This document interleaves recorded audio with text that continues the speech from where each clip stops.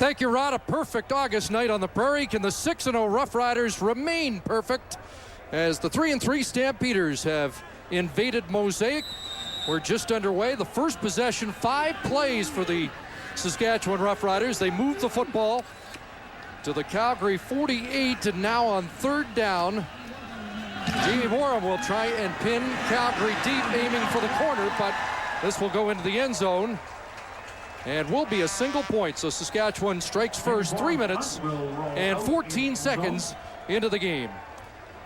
The starting quarterbacks tonight, brought to you by Wendy's.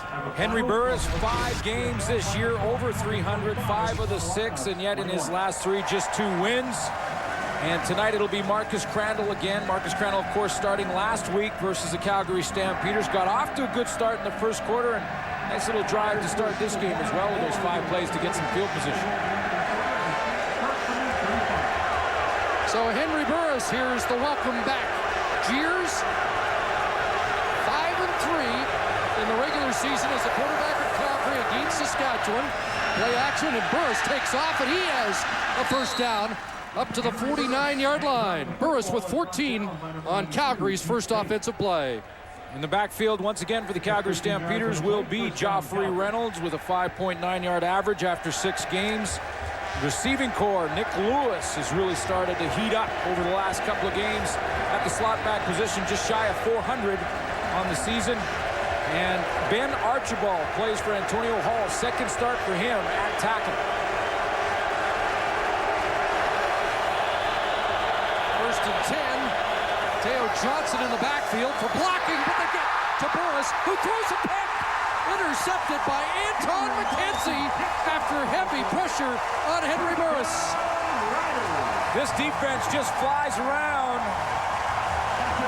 Anton McKenzie, his second interception of the year.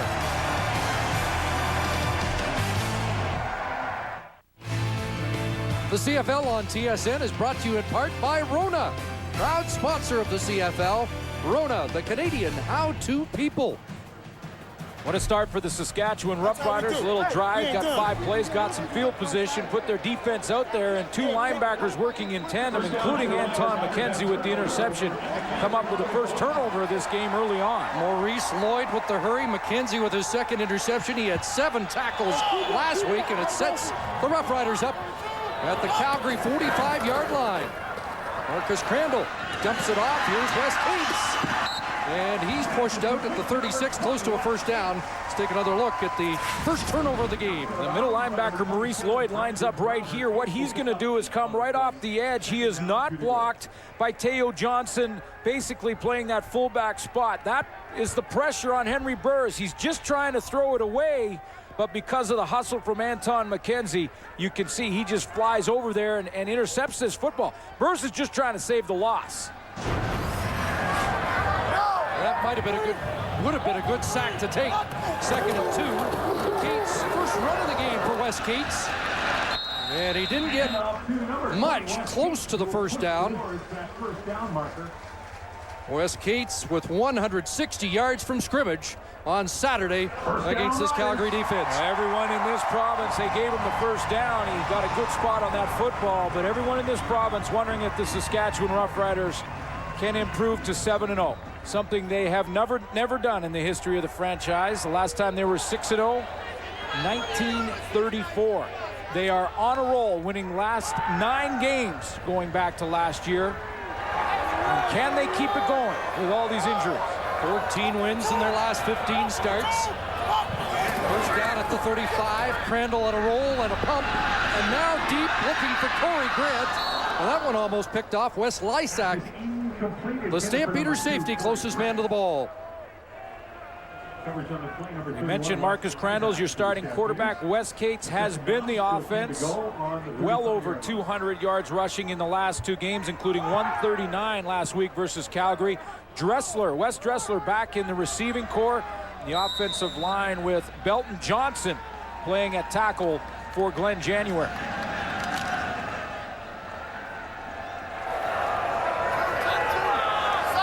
So 2nd and 10.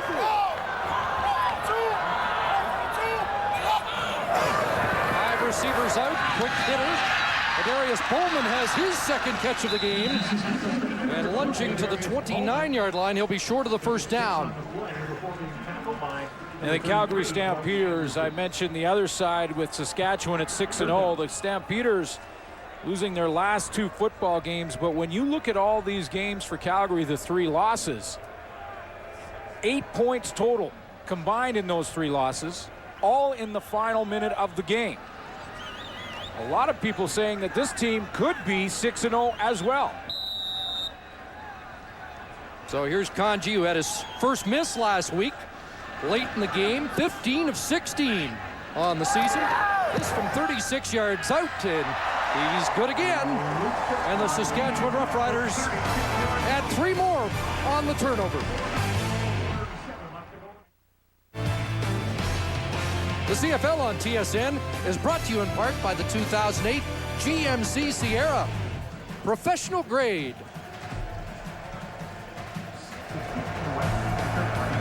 So a 36-yard Luka Kanji field goal after the interception tossed by Henry Burris. And the Stamps trail by 4 as they go back on offense at their own 35.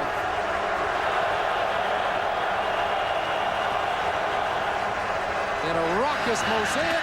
That pass complete. 9-yard pickup, and the catch is made by Kenyon Rambo. Let's take a look at that Saskatchewan Roughrider defense. Number 1 in the league against the run. Number 2 against the pass. Deke Bake at rush in. Had a big sack last week versus the Calgary Stampeders. You look at the linebacking core. Already big plays made by Anton McKenzie. Maybe their best player on defense this year. And there's the secondary with Tad Cornegay out at corner.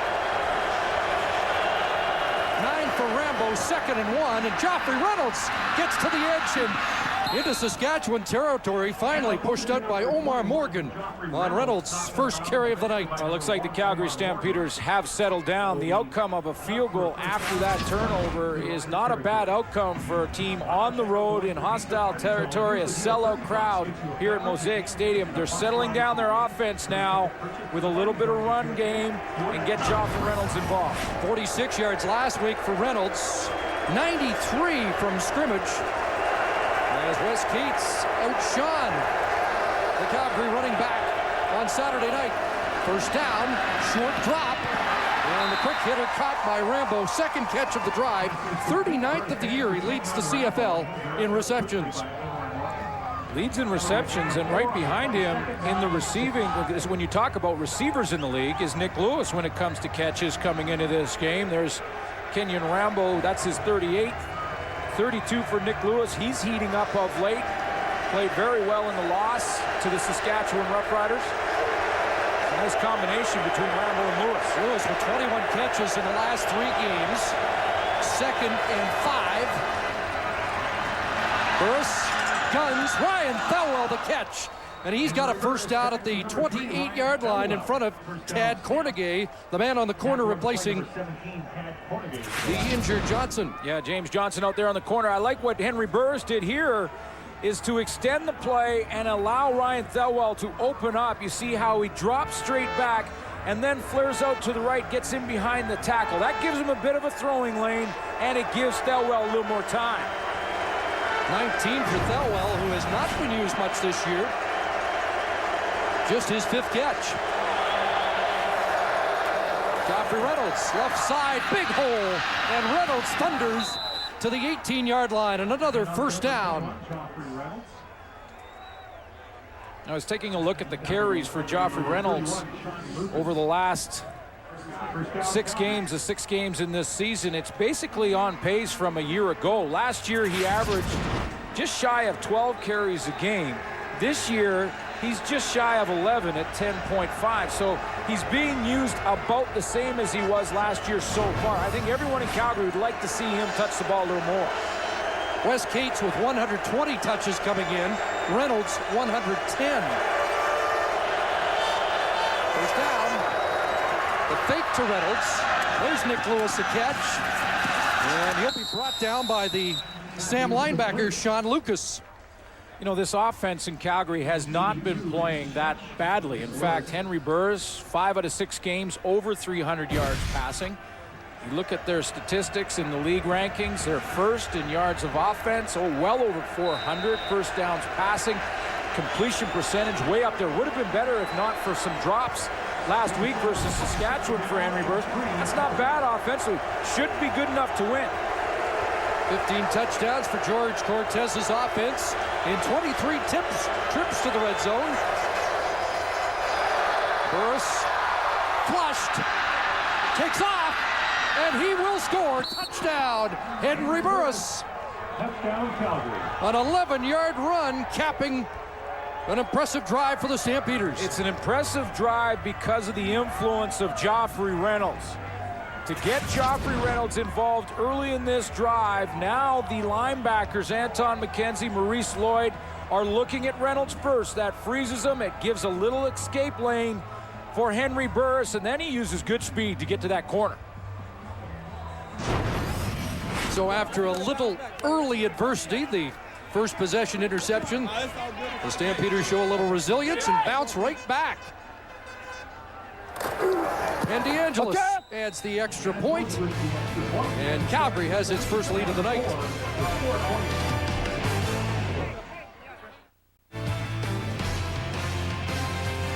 Closed captioning of the CFL on TSN is brought to you by Sport Check.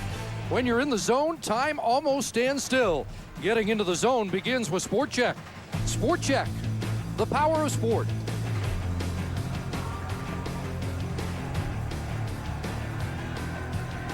Back at Mosaic Stadium, Stampeders taking the lead on a 7-play, 75-yard touchdown drive.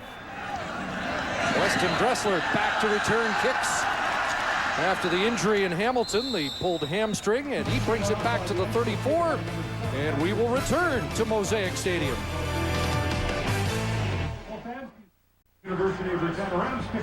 12th consecutive sellout at Mosaic, and on the sidelines is Ray Morrison. Already the injuries concern for the Riders here tonight. Belton Johnson, offensive lineman, gone for x-rays to an ankle. The list has been unbelievable. As we look at this closer, this is just a list of receivers and running backs that have been injured so far. 18 man games lost, including 3 broken legs. It has been unbelievable. Coach Ken Miller happy to have Chris Arca and Weston Dressler back tonight. He thinks Dressler may be the deep threat for the Riders on offense this evening. Chris? Marcus Crandall unable to play in 3 games because of injury. Darian Durant, a couple of games now out with ribs, and short gain there by Wes Cates. And the offensive line has had to be revamped, as Ray mentioned. There's Chris Best now at left guard, and Gene Mikowski out to tackle in the absence of Belton Johnson. Ray mentioned amazing, and what is amazing is that through all of those injuries, and there were some big names on that list, Andy Fantus, Matt Dominguez, through those injuries, 6-0.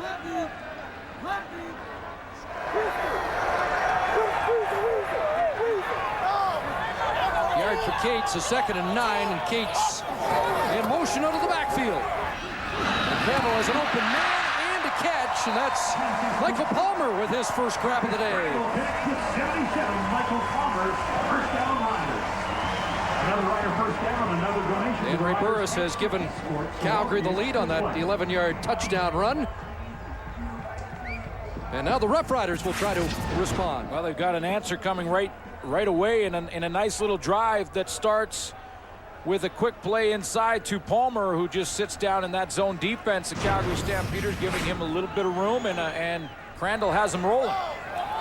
Well, you mentioned all those injuries to people like Flick and Fantus. Guys like Palmer have to step up. And again, Wes Cates, nothing doing. And there's Juwan Armour, who talked about shutting down Cates in this rematch. Very vocal. Marcus Parker in the defensive line for the Calgary Stampeders for Howard Hodges. He was a late scratch, and Juwan Armour has started in 3 games, but only played 2. The Canadian Football League has apologized for his ejection a week ago in play 2 of that game versus Saskatchewan. It was a mistake, but Armour back in the middle, and there's the secondary with Julian Battle at halfback for his second start for Brandon Smith. So again, 2nd and 9. 3-man rush. Crandall has time, looking for Dressler. And it's incomplete. Overthrown by a stride to Western Dressler. Milton Collins, the extra defensive back for the Calgary Stampeders, comes in there, and he's going to play deep in the middle and basically read Marcus Crandall as he kind of tries to look him off down the middle, waits for Dressler to come all the way across from the left side of the formation, or yeah, offensive left to the right. But you can see the timing from Milton Collins. And no contact, or minimal, so he doesn't draw a penalty flag.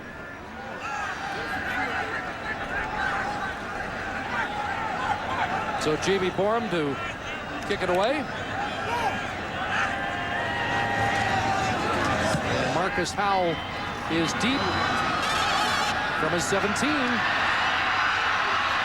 And Howell, good return, steps out at the 33-yard line. Well, Henry Burris looked good on that last drive. He says they have not been clicking on all cylinders in Calgary, but getting closer. We're playing good as an offense, but we're not clicking. And you can definitely tell, because when we're a consistent offense. And we're hoping this is the game that allows us to be that consistent offense. But we know we are very close, and that's why we always say when this team finally breaks out and gets over that hump that we're stuck at right now, it's going to be scary to see how good we'll be. Trying to snap a two-game losing streak. Don't want to go into the bye with 3 straight losses. Burris swings it out, and there's Nick Lewis. And Lewis has a first down across the 45. You know, I would tend to agree with Henry Burris and what he just said about this offense, with him throwing the ball as well as he has. Last week, you got to keep in mind, he completed just over 50% of his passes, but had 7 drops, uncharacteristic for this Calgary offense with such a dynamic receiving corps. If he had those 7 catches, which were in the receiver's hands, he would have been over 70% again.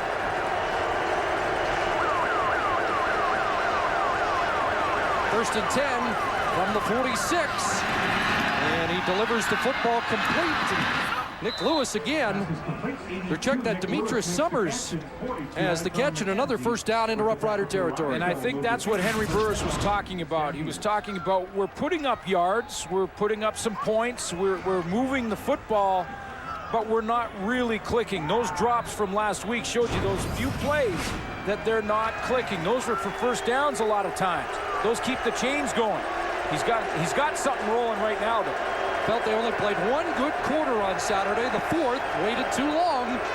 Much better tonight since the opening possession interception. And now he'll lunge forward to the 45 and get 5 more on the ground with 4 seconds left in this opening quarter. I like some of the plays that George Cortez is calling for the Calgary Stampeders here, because he's involved in the last series, Joffrey Reynolds. That's a seed that's planted in the minds of the Saskatchewan defense. That quarterback draw, which was a called play to Henry Burris, that also plants a seed in the minds of the linebacking corps for Saskatchewan. They may run, they may attack the middle with Reynolds. That keeps them guessing a little bit. Only 29% on second down conversions last week, 2nd and 5. And the catch is made in a first down, and Jermaine Copeland, working against Eddie Davis, moves the chains on the final play of the opening quarter. Now the Stampeders have the lead. All the best of luck this season. First quarter stats are brought to you by Tim Hortons. Always fresh, always. Good start for the Calgary Stampeders when you think about last week and how they got off to a really poor start offensively. 124 net yards, ahead of Saskatchewan in that category after the first quarter. Remember, last week it was 21-7 at half for Saskatchewan, and that was just enough. They got 1 point in the second half. And that's been a trend for them on the road this year and in their 3 losses. They get behind early. They make it close at the end, so they have to be encouraged by the way they rebounded from a very early miscue. Well, yeah, that first interception where Henry Burris was trying to just get rid of the football and save a sack, Anton McKenzie picks that one off. So after that start, they fight through adversity and have a couple of offensive series back-to-back now. Good sign for the Calgary Stampeders.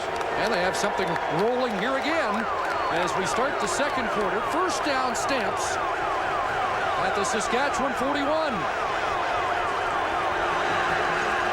And Burris very quickly into the hands of Lewis again. And Sean Lucas there, Nick Lewis with his 3rd catch in the game already. Sean Lucas makes the tackle for the Riders. 21 catches in the last 3 games and 3 more in just over a quarter tonight.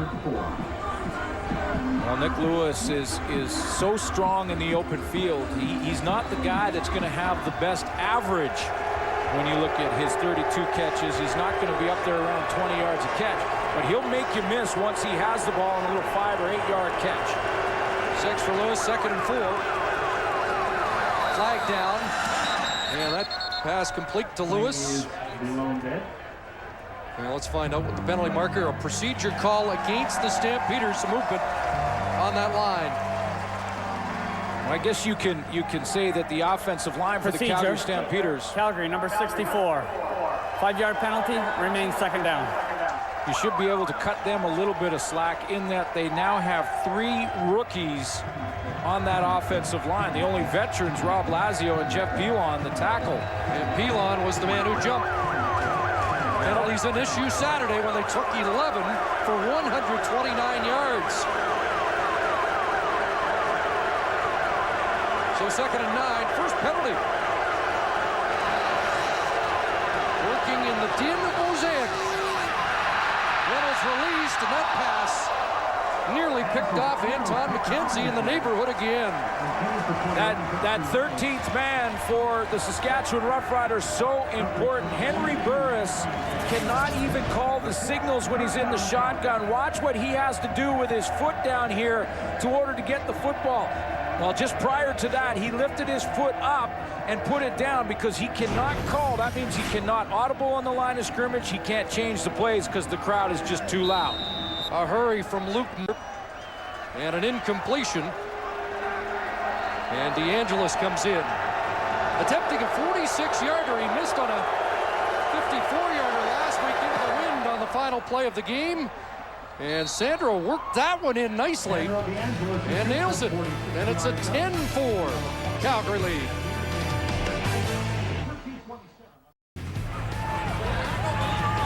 Thank you, David. 10-4, Calgary with the lead after that Sandro DeAngelis field goal. And for DeAngelis, 15 of 19 on the season, so he's been on target. You know, he said yesterday he knew when he went out into the wind he wasn't going to make that 54-yarder last week. That was a tough one. Big toss, and now Crandall over the middle, and Dressler drops the ball. You had to kind of step around the linebacker, Dwayne Carpenter, there to come up with that catch. You know, Wes Dressler, another one of the receivers and the players that have stepped in for Ken Miller. We showed you all those injuries, and Ray Morrison showed you how many the Riders have had. It's like a MASH unit here in Saskatchewan, but it's been everybody is taking a turn. It doesn't matter if you're the 47th man on the roster or the first man, the star on the roster. When it's your turn, you step up. That's what Saskatchewan has done. That's one of the reasons they're 6-0. Dressler, of course, outstanding in Hamilton before he pulled the hamstring on the final play. 6 catches, 112 yards, and it's dumped off. Here's Cates. And again, Calgary swarming to Wes Cates here in the opening half, and he'll be stopped after a gain of 5. So it doesn't matter where in the roster that you lined up to start the season or where you were as the season went on. You remember coming out of training camp, everyone talked about Darius Bowman. No one really knew if he could play. Well, he stepped up and made a big play in the first game against the Edmonton Eskimos. This was Dressler. You mentioned the Hamilton game after they lost DJ Flick. How about Donate Hurd, a defensive back I've never heard of? He makes a big play versus Calgary, and that was Deke Bake with a big sack last week as well. It doesn't matter who they are, they're stepping up and making plays. It is a complete team story here in Saskatchewan. Short punt, and it finally rolls out at the 46-yard line. Calgary football when we come back.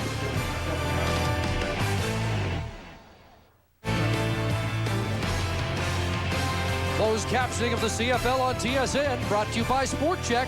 When you're in the zone, time almost stands still. Getting into the zone begins with Sport Check. Sport Check, the power of sport. Just a 25-yard punt by Jamie Borum. Great field position, Calgary. Starting at their own 45 with a 6-point lead. Burris looks one way, and now looking deep.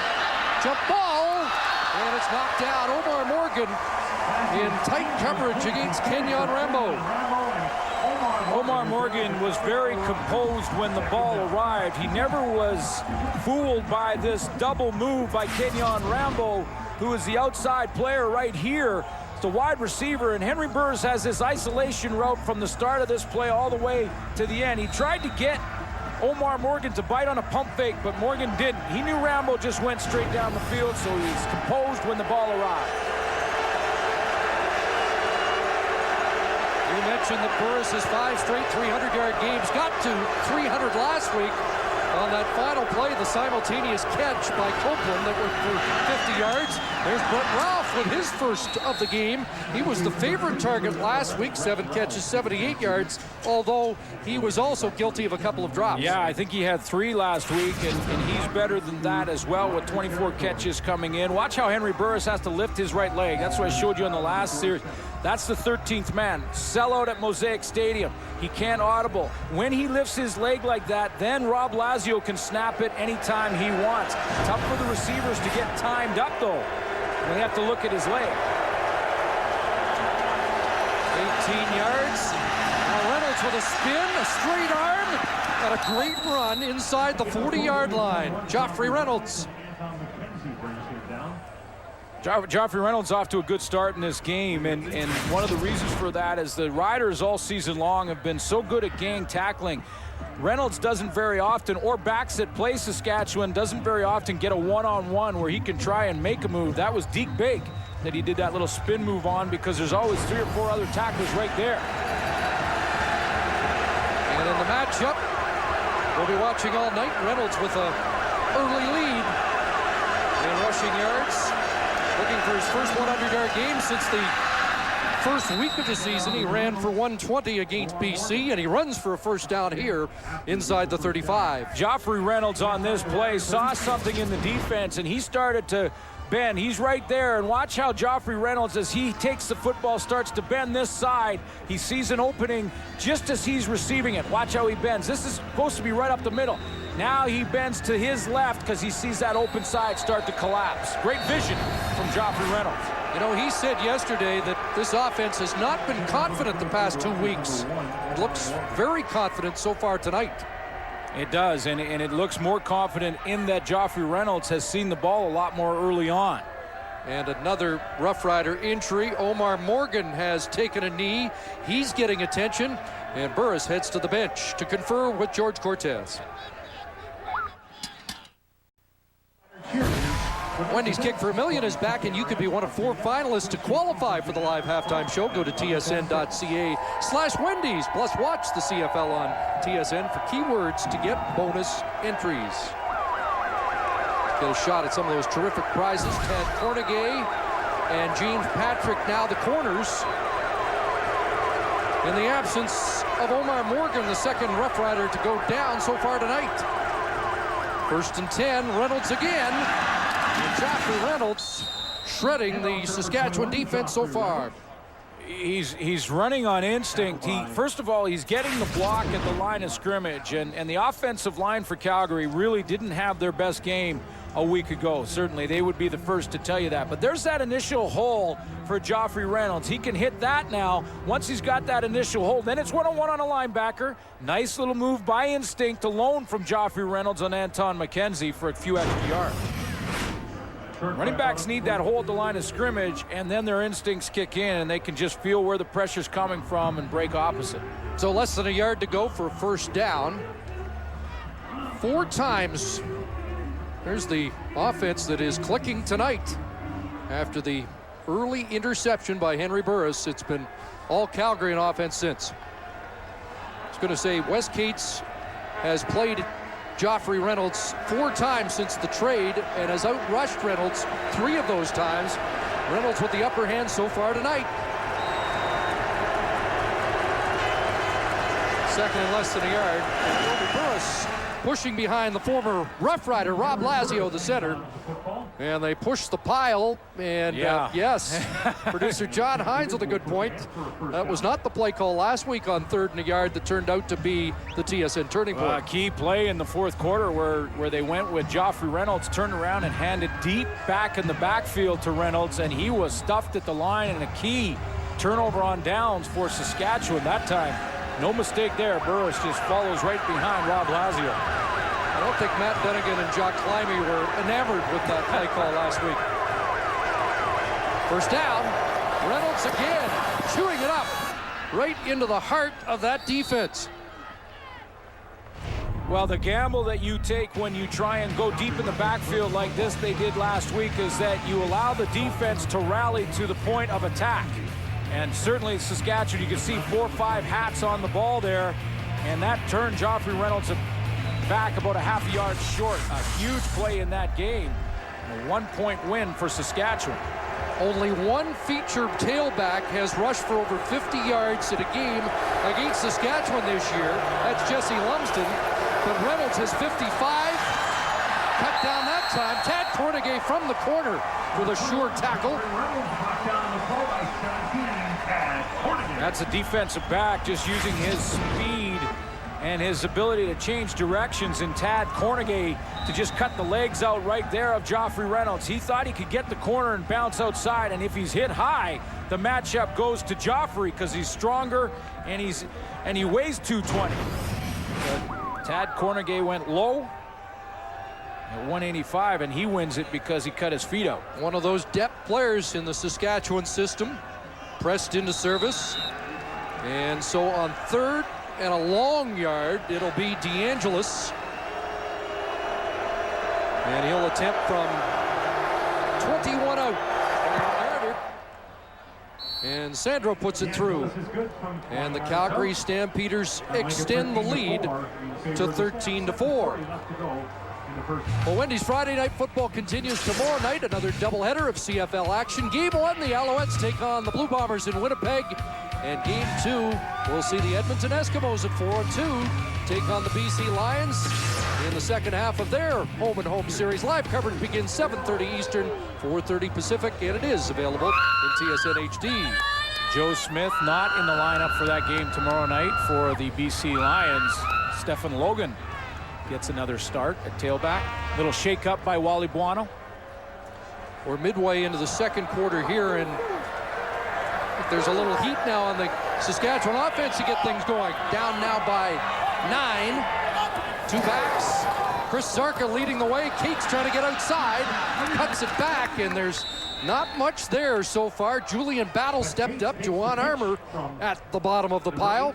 Juwan Armour, you mentioned off the top, was very vocal about Wes Cates' 139 yards. Armour played 2 plays and then had to watch the rest of the game from inside the locker room. And Juwan Armour is a difference maker. That's a key matchup when you're looking at the middle linebacker of a defense, where Juwan Armour is now in his 4th start and 3rd game against the tailback in Wes Cates on offense. The middle linebacker is the run stopper. Just a yard for Cates. 2nd and 9. Labinjo leaned, flag down. Darius Bowman goes high and brings it down, a catch and a first down. And Bowman, a big target anyway at 6'4", goes vertical to bring down that Marcus Crandall pass. With the luxury of having a tall receiver, you can throw it away from the danger areas. Darius Bowman had guys on either side of him. Crandall threw it up high where he could only outjump his opponent and go get it. Couple of penalties. Labinjo was offside, but there's also a holding call indicated by Kim Murphy, in charge tonight. Offside, number 42, Calgary. Holding, Saskatchewan, number 60. Balanced at the line of scrimmage, back 5 yards, 2nd down repeated. So veteran Gene Mikowski called on the hold. You know, the other thing that people haven't talked about this week is when Juwan Armour went out of the game last week, it changed the responsibilities for Mike Labinjo. He had to go from that rush in where he'd practiced all week. He had his mental game preparation ready to go and then moved back into the middle. Saskatchewan took advantage of that change. They're having a lot more trouble tonight running the football with Wes Cates. 2nd and 14 after the penalties. Time for Crandall, and he misfires there. looking for Corey Grant on what would have been a very short gain anyway. I talked about this matchup, Juwan Armour. Some Saskatchewan fans having some fun. But Juwan Armour had 3 starts, 2 games that he played in. The 2 games he played in was against Avon Coburn, pretty good running back out in Montreal, held him to 23 yards rushing, the defense did. And then Trey Smith, who played for Hamilton, Jesse Lumsden was out, 9 carries, 32 yards. Those were the 2 games that Armour played in the middle. Of course, last week they gave up 139 with Mike Labinjo. Not Labinjo's fault. He was practicing as a rush end all week and had to be forced into that middle linebacker spot. But they're a lot better with Juwan Armour in his natural position. Jamie Borum to kick. And Marcus Howell steps up. Another short punt. And the return across the 50-yard line by Marcus Howell as we join Ray Morrison.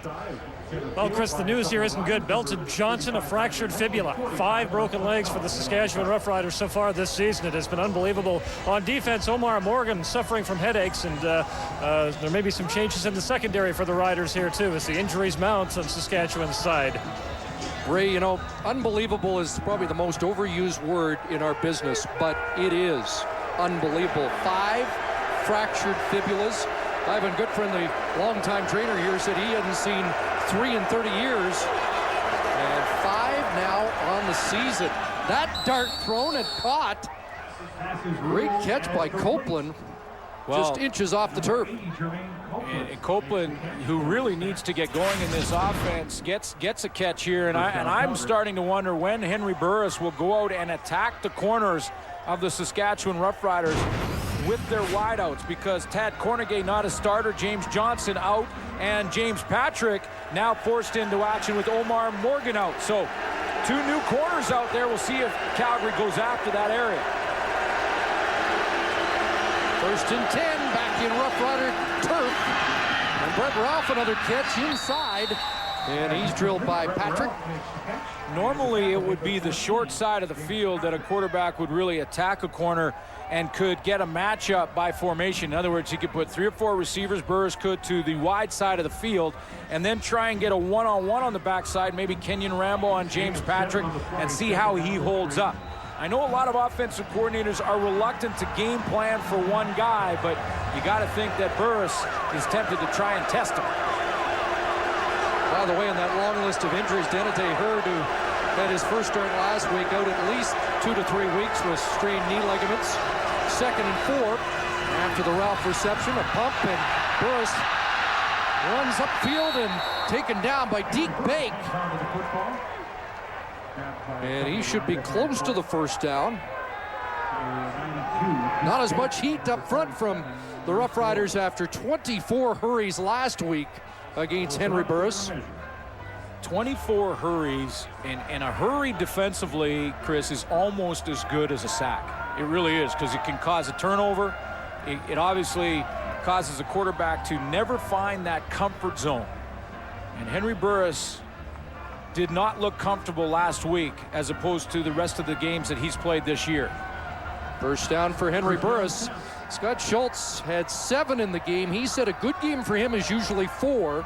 And Ron Este said it was the most hurries by a Saskatchewan defense since he's been here in charge of that front group. Well, the quarterback for the offense, in this case Burris, just can't get comfortable, can't set up and step into a throw when he's getting those hurries. Stampeders have scored on 3 consecutive drives in the score zone, or getting close again this time. Reynolds snuffed. Not much there as Kitwana Jones slams the door. When you talk about this Saskatchewan defense, though, and we've talked about changes, Tad Cornegay, James Patrick, the most recent now. You look at this Richie Hall defense, you have to search for the big name stars. Who are the big name stars in Richie Hall's squad? You could say Eddie Davis, who's a veteran, who's having a consistent year, but not his best year. But they play together. 12 men, 12 hats on the ball. That's why they've been successful in this defense, among the top in the league. 2nd and 8. Calgary trying to convert, and that pass misses the target intended for Nick Lewis. So the Stamps drive stops. 3-minute warning here at Mosaic.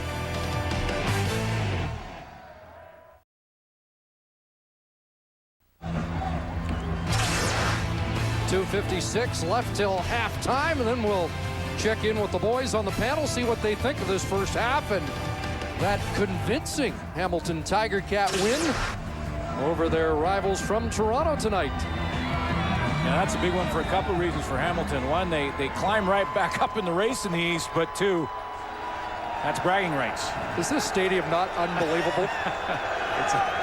It's a little fun, isn't it? Sandro back in. DeAngelis attempting a 43-yarder. And DeAngelis is on the money again. Fourth straight drive, but the Stampeders have put points on the board and now lead 16-4. Well, they're chipping away. They're not finishing off with touchdowns, but they're quieting this crowd, this insane crowd in Mosaic. 12 straight sellouts. You know, and I've heard rumors that both the provincial government here in Saskatchewan and the municipal government here in Saskatchewan are already talking about stadium improvement plans, the possibility of building a completely new stadium, and the possibility of hosting the Grey Cup in 2013 in a new facility. That's how close they're getting, and the more this stadium is sold out, the closer they get to the new facility or upgrades in this one. Roughriders need to make something happen, and there's Marcus Crandall with the completion. Michael Palmer has his second catch of the game. First down, Riders. You just start to shake your head with the names that keep coming up for Saskatchewan. That Michael Palmer's always sort of been a journeyman receiver, and he's made three big catches in this game already. And the Saskatchewan Roughriders needed, but they need to capitalize. They need some points on this drive. Now they go fire offense, no huddle. First and 10. It is a good quick hitter. And Palmer dropped it. And who's on it? Looks like Stampeders got the football. Will there be a challenge? Was that a catch? Palmer puts it on the turf, and the Stampeders are on it. Well, this is a caused fumble from the Calgary Stampeders defense because it was the hit on Palmer that knocked it out of there. Palmer sits down to the left of your screen. Crandall hits him on a quick hitter. Now he's up and with control. Ball comes out there on that hit. Not sure, was it Juwan Armour who came up with it, or was it Calvin Bannister, the defensive back? There's the hit. It was Bannister that knocked it out. And now the challenge has been thrown. They waited till the coaches upstairs had a good look at that replay, and Ken Miller has thrown the challenge flag first time tonight. Well, it'll be interesting to see what the challenge is from Ken Miller. Was it whether or not this was a catch and considered a catch and then a fumble, or was it that Mike Palmer's knee was down?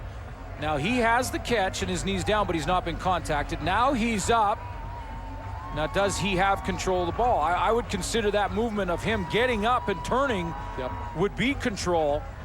Then the hit comes from the Calgary Stampeder, but not until his knee is off the turf. So he wasn't down by contact there, and he's not down till that ball's out. So it'll be interesting to see what Ken Miller is actually challenging here. Saskatchewan, Of course, challenging remember a our ruling game on here. the field of a fumble. So the challenge being made on the fumble, and we had a challenge in the Toronto Argonaut game here that was overturned. I was a little surprised that the Stampeders didn't challenge whether or not Matt Dominguez caught the ball last week when he fumbled and Wes Cates scooped up the fumble and ran for a touchdown. I'm not saying it shouldn't have stood, but I thought it was worth the challenge in the late stages of the first half. Boy, that turned out to be a big play as Wes Cates got the bounce right in his hands. Good hustle by Cates on that play. They didn't challenge that. Ken Miller is challenging whether or not that was a fumble. Didn't look like Palmer was down by contact. He had his knee back up off the turf, and I think this stands as called.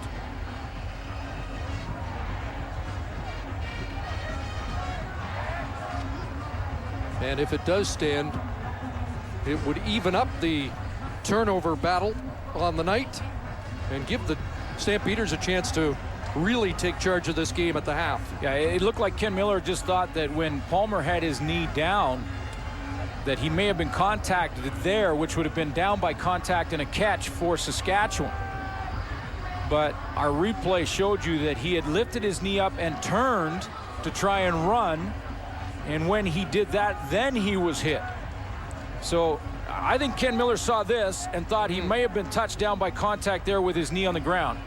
That would be first down for Saskatchewan.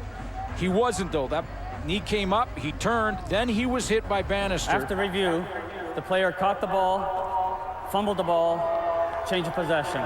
First down. Call stands. The right call was made. Absolutely. And a pre-challenge for Ken Miller. It was worth taking the chance with 2:14 left in this first half. And here are the Stampeders taking over at their 52. Calgary's lost the turnover battle in 5 of their 6 games this year.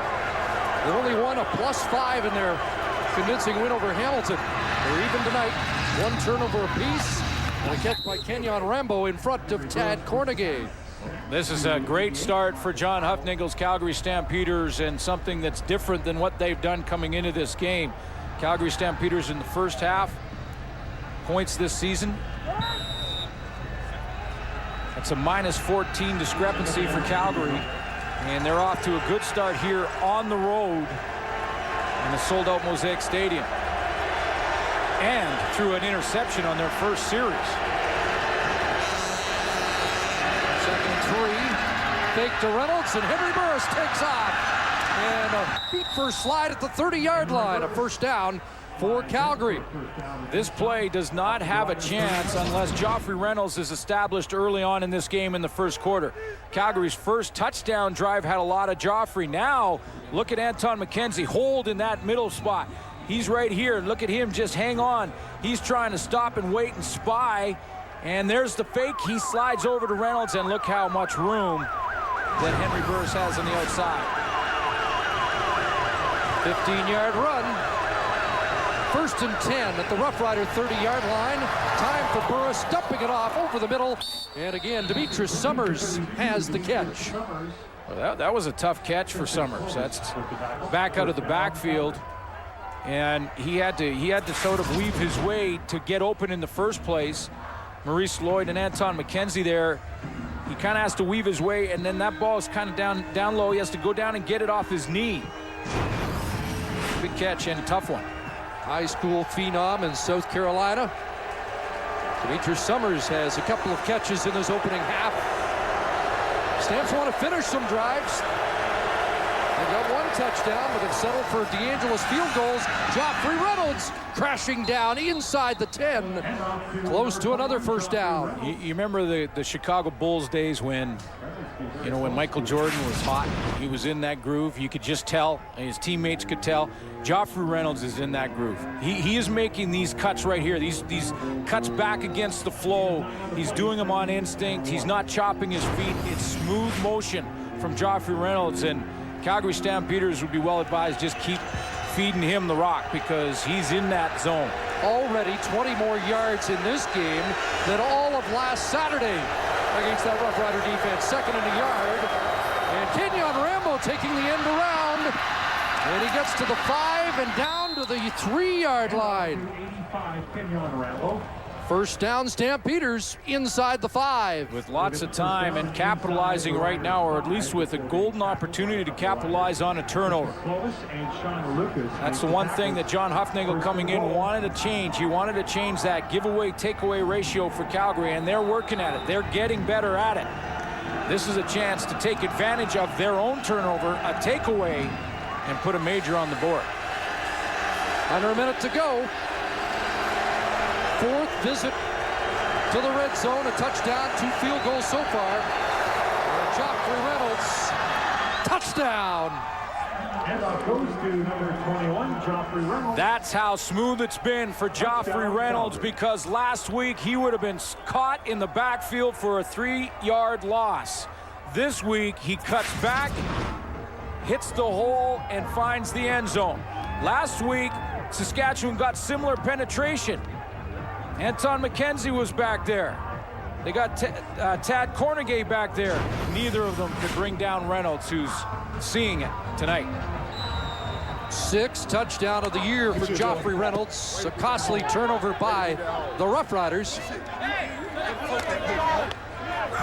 It's on his head. And DeAngelis adds the extra point, and it's a 19-point lead here in the first half at Mosaic. And that tells you everything you need to know about the first half. Yeah, I mean, especially with Wes Cates coming off such a big game, 139 last week, as we mentioned. But prior to that, the week before against Toronto, Cates had 130. And right now, Joffrey Reynolds, after that touchdown, now he's leading the way against his former teammate. Juwan Armour and Wes Cates exchange pleasantries in the media this week. Joffrey Reynolds never says much, but he's speaking volumes in the first half tonight. Well, they did ask him about the matchup between he and Cates, and Reynolds said this week, he said, look, it doesn't really matter who wins the rushing title. He said, as long as you win that Grey Cup ring, and that's what Joffrey Reynolds is looking for, the Grey Cup ring. The rushing title is nice, but that's an individual deal, and it really doesn't add up to a whole lot if you don't have a Grey Cup ring. 5 consecutive drives have resulted in Calgary points. So at the end of that play, Reynolds roll up a little bit on Kenyon Rambo, who looks like he's okay, but that could have been the only downside of this first half since the early interception thrown by Henry Burris. Yeah, the other big difference in this game, Chris, Juwan Armour. When you compare Cates' numbers with Joffrey Reynolds' numbers, now they don't play against each other, but that's still a comparison of tailbacks. The guy who is playing against Cates tonight, who didn't last week, is Juwan Armour. Wes Cates isn't done yet, because he is very important in the passing game as well for Saskatchewan. They may try to do that in the second half. Weston Dressler starts from his 2. Up across the 25-yard line.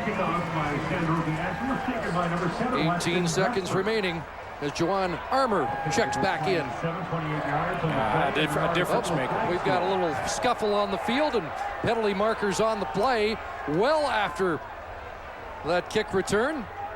Mike Labinjo looks like he's trying to just get his teammates and get away from that pile. I think Yannick Carter was involved there as the second-year special teams demon for Saskatchewan.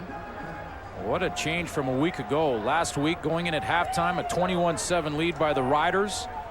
Almost the exact opposite in favor of the Calgary Stampeders here tonight. But that game did come down to a final minute field goal, final play field goal attempt to win the game. Will Saskatchewan be able to rally as Calgary did a week ago? Boy, there sure is a lot of people wondering how the Saskatchewan Roughriders have continued to play so well despite their injuries. There's the fight that started after the play, and an official went down. Now, the Calgary Stampeders saw that, I think, and decided to get as far away from that pile as they could.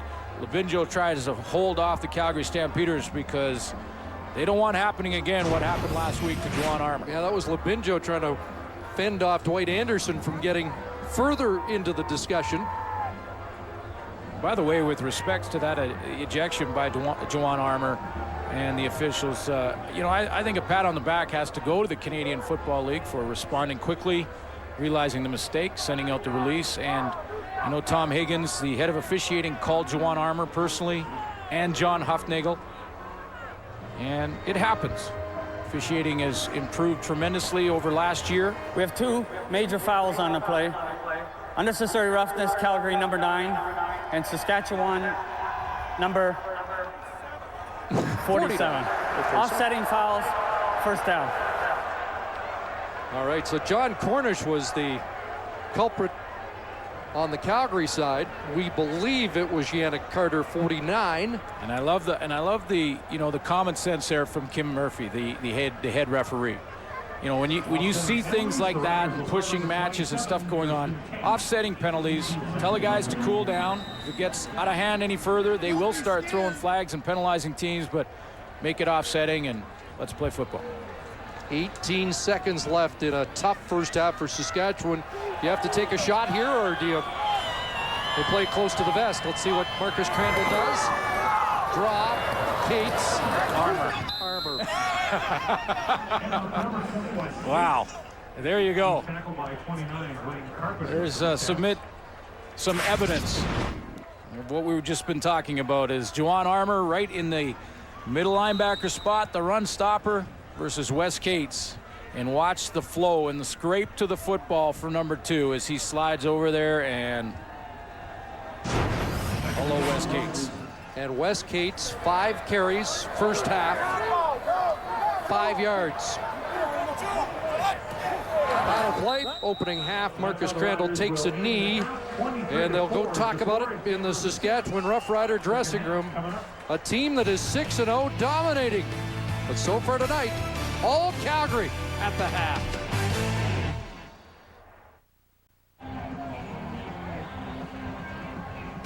TSN is the exclusive broadcaster of the Canadian Football League and proud home of the 2008 Grey Cup game. 23 unanswered points. Calgary has provided Ken Miller with his largest deficit as a head coach. And Miller standing by with our Ray Morrison. Coach, they had over 250 yards on offense on the road. You were shy of 100. Your assessment of the first half? Well, you know, on offense, we really didn't sustain one drive, you know, and so we have to do something offensively to be able to move the ball methodically, be able to make some big plays, get one score, and then try and get to another one, and then break the rhythm a little bit when they're on offense. We just have to play better in every area, really. Yeah, thanks, Coach. Thank you. They'll have to do that without starting left tackle Belton Johnson, but they do have Wes Cates, and the one way they can use him, they've had trouble running him, but the other way that they use Wes Cates, and one of the reasons he's among the leaders in yards from scrimmage, is because he can catch the football. That's an interesting matchup, armor in pass coverage against Cates. Don't sense a lot of panic in the stands here that it's 23-4 Calgary as Jamie Borum kicks it off. And Demetrius Summers on the return. And he works his way across the 30. Henry Burris razor sharp after an early miscue in that opening half. It seemed like he had a lot more yards than 132, but there was a lot of Joffrey Reynolds, as the panel mentioned at halftime. His percentage right back up there where it's been all season but last week. And he had that one interception in the very first series of the game, but certainly the Calgary Stampeders have bounced back, and you can see Crandall's numbers. That's what Coach Ken Miller was talking about. Felt like most of Crandall's numbers came in the opening 2 possessions for Saskatchewan, and they went stone cold. Calgary right back to work. The hitch to Nick Lewis, and he is swarmed at the 38-yard line as 6. Well, the one thing I think the offensive coordinator, George Cortez, for Calgary did coming into this game was he established Joffrey Reynolds early. He added a couple of plays that they haven't run for a couple of weeks, and that was one was the quarterback draw from Henry Burris. Play action has worked. John Huffnagel talked about turning some of those field goals into touchdowns, but nevertheless, one of the best starts of the year for Calgary's offense.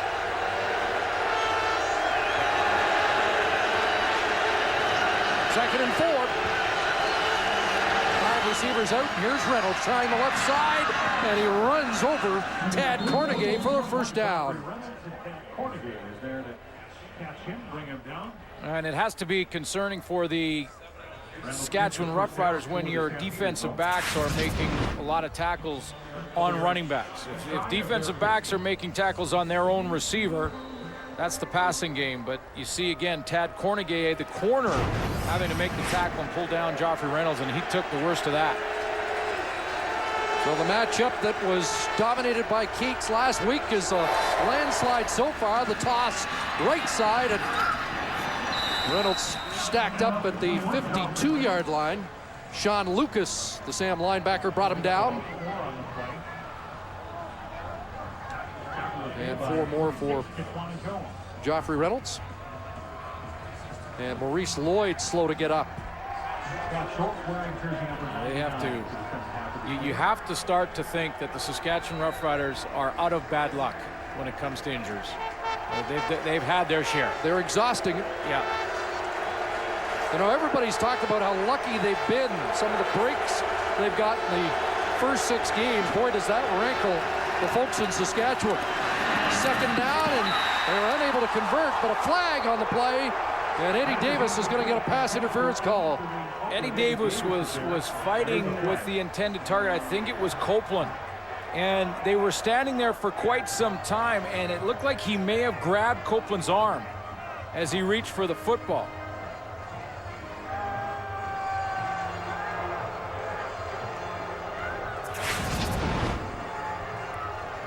There's Jermaine Copeland right there, number 80, and he's just going to sit down in a little curl. And they stand there for a while because Burris has some time. See how they're fighting. Pass interference, number 29, Saskatchewan. 10-yard penalty, first down. Eddie Davis just didn't allow Copeland to bring up his right arm. That's where the flag came out. 14-year veteran Eddie Davis. 74 games as a member of the Calgary Stampeders, including a Grey Cup ring. Now the ringleader in that Saskatchewan secondary. But it's a first down. Stamps driving again. 5 straight scoring drives. Reynolds left side. And surging ahead to the 40. And close to 8 more as he continues to chew it up. Well, you can see some of the secondary players for the Saskatchewan Roughriders are now jumping in to try and help with the run, even though Reynolds picks up good yards on first down again. This time I thought I saw Lance Frazier, number 15. As you guys go ahead and run this play, watch how he comes flying up from the right of your screen, number 15 in green. There he is up high on the right. If your secondary is coming up to help on the run, boy, they could get in trouble in that passing game. Reynolds had 81 yards total in the last 2 games. He's got 91 so far tonight, and another first down run off the right side. Number 21, Joffrey Reynolds. Sean Lucas, Eddie Davis that time, as Reynolds closes in on his second 100-yard game of the season. And I know that was a running down for Saskatchewan, but look at this. Eddie Davis here, and look at Scott Gordon here, how quickly they're moving forward. You see they're sliding, and I know this is a running down, and basically they're keying on the run, but that's what these defensive backs have been having to do of late to try and help on Reynolds. You're moving forward as the DB on the snap, you can get in trouble in a hurry. They've been productive on first down, and here we go again. A little play action, looked one way to another read, and now downfield. Brett Ralph is the second or third option on the play, and he has another Calgary first down. Up to the Riders' 25-yard line. Wasn't that much time last week for Henry Burris. No, not with those 24 hurries, which was as good as it gets for Saskatchewan on defense. But look, he looks right. You want to go to Nick Lewis, who was open temporarily. Then he went back, had time to roll all the way to the left and find Ralph on the sideline. 12 more for Brett Ralph, who came into this game 10th, one of 3 Calgary receivers in the top 10 in receiving on the season.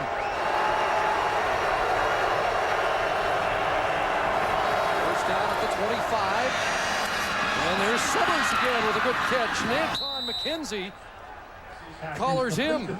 You know, Matt Dunnigan, I believe, talked about it at halftime and said that as they get Joffrey Reynolds, continue to get him going, and Henry Burris works in that controlled passing game, and the time of possession continues to add up for Calgary, and that Saskatchewan defense has to stay on the field longer and longer.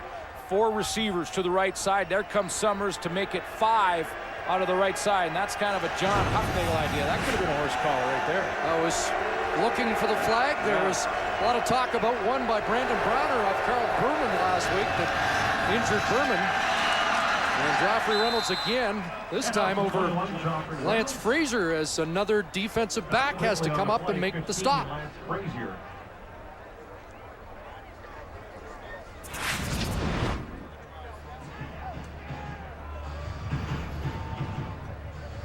There you go again. There's Frazier right there. He's way up. And you can see on the line of scrimmage, that's a defensive halfback. That word play action comes to mind. Is that 2 words? First and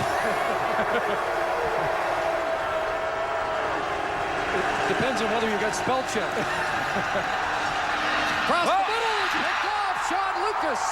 The tip through the hands of Jermaine Copeland. Oh, did Saskatchewan need that?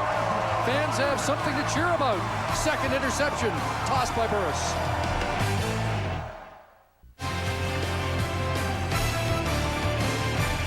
CFL on TSN is brought to you in part by Nissan's Make the Call. Play on cfl.nissan.ca for your chance to win a trip to the Grey Cup game. Well, I can hear it now. A lot of people saying Saskatchewan got lucky again. There was nothing lucky about that interception. It was Sean Lucas in great position. Boy, the lights were almost turned out by Calgary. Saskatchewan gets a much-needed turnover, and let's see what they do with it. Darius Bowman with a catch in front of Shannon James. Now, I shouldn't say nothing lucky. A little bit lucky that Copeland didn't come down with it. Jermaine Copeland not having a good season this year. But he comes on this crossing route in his hands. But look at the hustle from Lucas to break up and come up on Copeland like he was going to make the tackle and try and cut him off from any further gain, and the ball arrives. That's the same type of play that Wes Cates made last week. Matt Dominguez fumbled because he was hustling. He was in the right place. Second and 1. There's a first down run, and as productive as we've seen from Wes Cates. And Juwan Armour there to send a message even late in that play. Eddie Freeman at the bottom of the pile, who said he was embarrassed by the fact Cates ran over that Calgary defense last week. Yeah, I think the quote from Armour was, that running stuff Cates did last week is over. And you can print that. He's backed it up so far, although Cates does get a first down run at the 29. Fakes to Cates. And now it's Michael Palmer. Shannon James trying to strip the ball again from Palmer, but he hangs on. And up close to a first down at the 39. No, but this Saskatchewan Roughrider defense, a lot of people, and on offense, a lot of people saying that they're lucky, and they've been lucky to be 6-0. The reason they're 6-0, turnovers, giveaway, takeaway, +7, that's number 1 in the league. Their penalties per game, that's number 2, second best. And 16-25 defensive catch. That's why they're 6-0. They're 6-0 because they rally to the football. They're a blue-collar team. There's no real stars on this team. They do it with a lot of different people. But I know a lot of people will say that because they'll say that Lucas interception was lucky Major again. foul, unnecessary roughness after the play. Saskatchewan, number 52. 15-yard penalty, second down. That's not going to help on Wayne Smith. No, but you were right. This is a rare bad penalty by Saskatchewan in the opening 7 games this year. Second fewest yards penalized on the season, averaging 67 a game, only 30 on 6 penalties on Saturday. Yeah, and this whole thing about Saskatchewan being lucky, this is pro football. You earn what you achieve. The guy who says they're lucky should check that injury list. Yeah. Randall throws, and the ball is dropped by Bowman.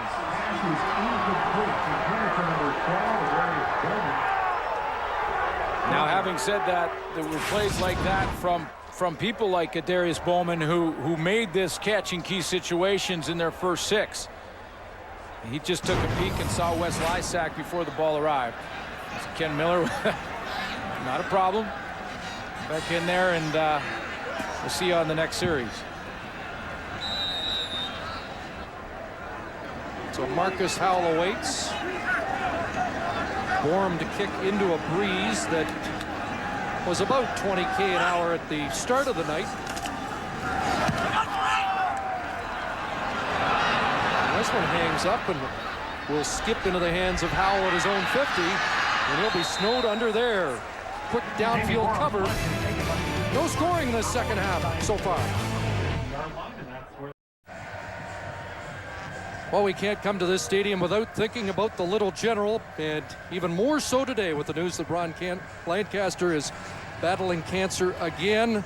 We do understand, though, that the prognosis is good. He has started radiation treatment. Ron, from all of us, the CFL at TSN, and from fans across the country, we're all pulling for you. Boy, it's been a tough year, hasn't it? Yeah, it really has. And that's a tough guy. Ron Lancaster. He's already won one of those battles. And he's going to win another too. Yes. Stampeders take over. First down and a play action fake. And Burris hurried there, and the ball falls incomplete, intended for Ralph in the flat. You mentioned the drops last week. Henry Burris last week, for the first time, his pass efficiency rating was less than 100. Last week it was 77.5. And you wonder what it would have been with 6 or 7 balls caught that should have been. Well, week 4 he completed 78%. Week 5, 70%. And last week was at 55. But with the 7 drops that were easy catches, he would have been at 72 last week. Thrown a touchdown pass in the first 6 games. At least one in each game, but none so far tonight. 2nd and 10, and they screen it, and what a hit. Oh! Anton McKenzie exploded through that tackle. You know, and I mentioned that the Saskatchewan Roughriders don't have a lot of stars in their defense, but they have an emerging star, and it's number 42. Anton McKenzie, who has been all over the football field, leads the team in tackles, had action already at the very first series of this game, had one coming in. That is just great instincts and arriving at the target with a bad attitude. It was perfect. Riders have not had a player of the week in any of the 6 weeks. McKenzie's had many strong nights. Dressler. And he's taken down at the 20-yard line. Back to work goes Marcus Crandall.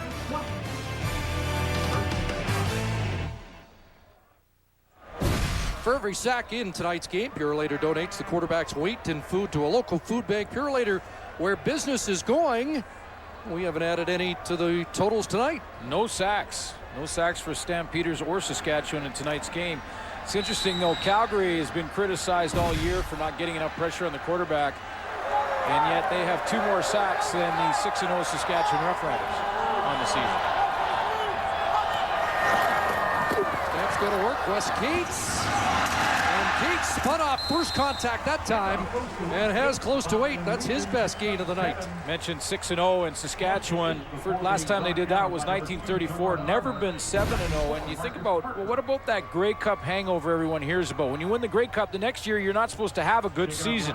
In fact, in 48 years, only Calgary, 92 championship team, and Saskatchewan started 6-0. And you have to go back into the 50s and that undefeated team in Calgary in 48 to go further. That Calgary team, by the way, ended up going 10-0 in 92, but lost in the Western Final. Saskatchewan 6-0 and in a little bit of trouble here, and the worst trouble they've been in all season long. This is not a recording. Another Saskatchewan injury, and Wayne Smith getting attention as we step out with less than 5 to go in the 3rd quarter.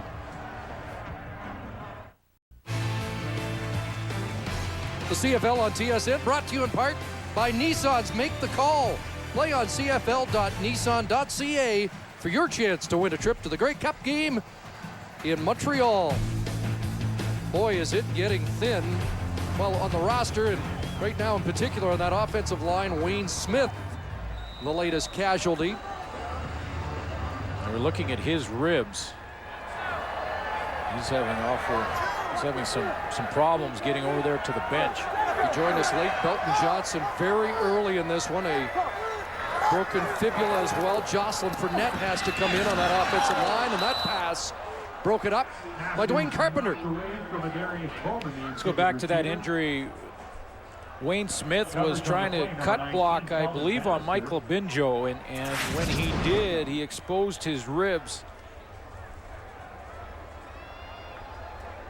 Go ahead and run it, guys. He see him to the right of your screen, number 52, and it right there. He tries to come back right there on Labinjo, and as he does and cuts down low, it looked like Labinjo's knee went right into the ribs of Wayne Smith. So Borum has to kick away again. Marcus Howell awaits.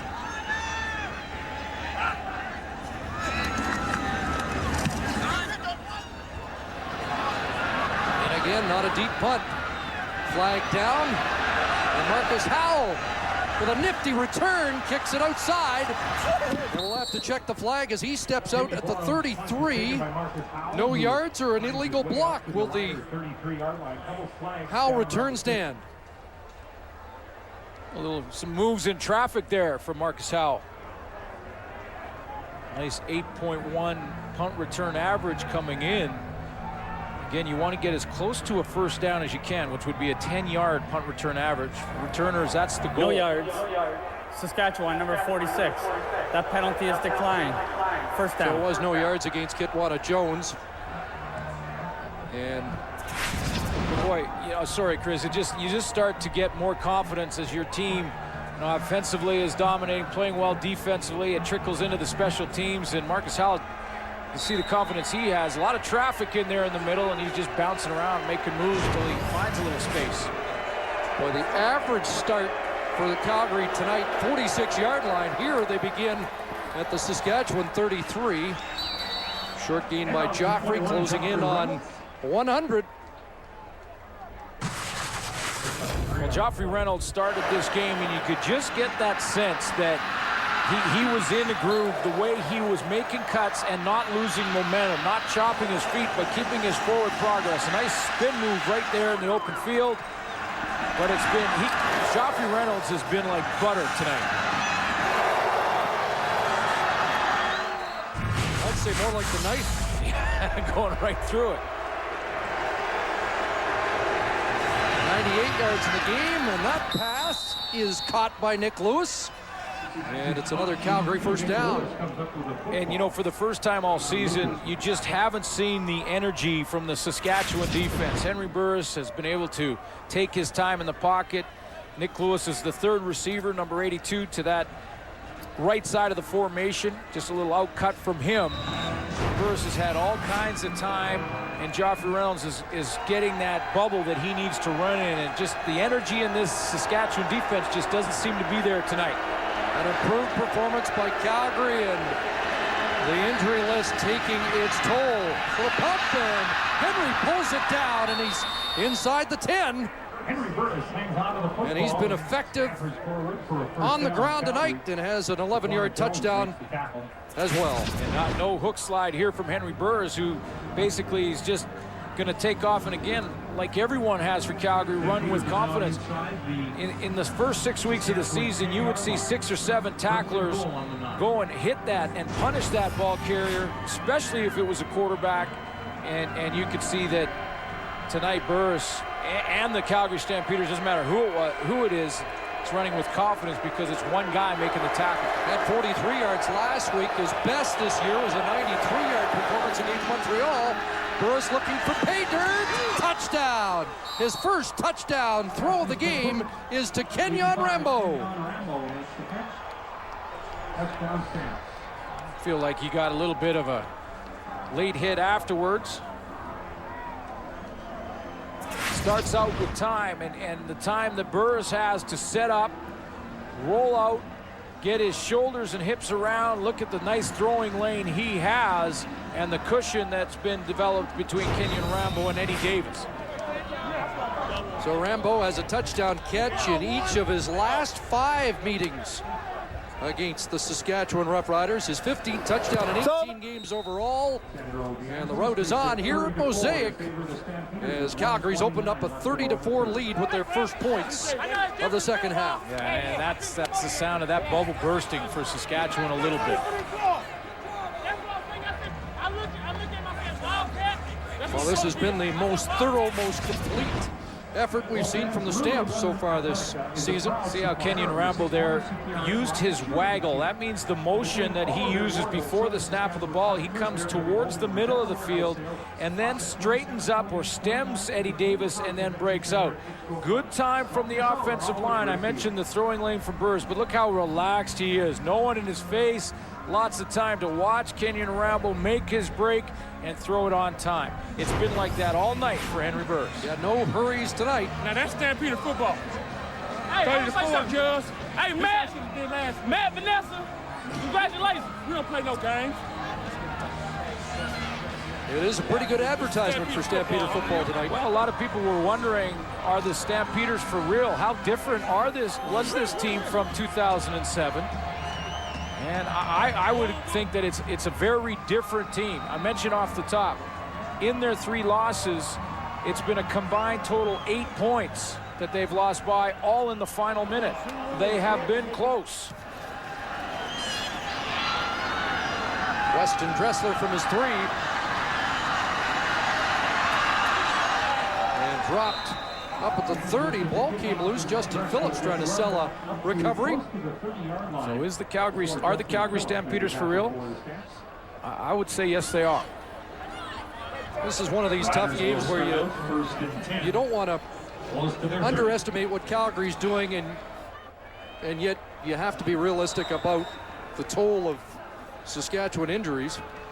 Yeah, but you don't want to lean on those too much either. You don't, and they haven't used those as an excuse for the last 6 weeks, Saskatchewan. I know they continue to mount, but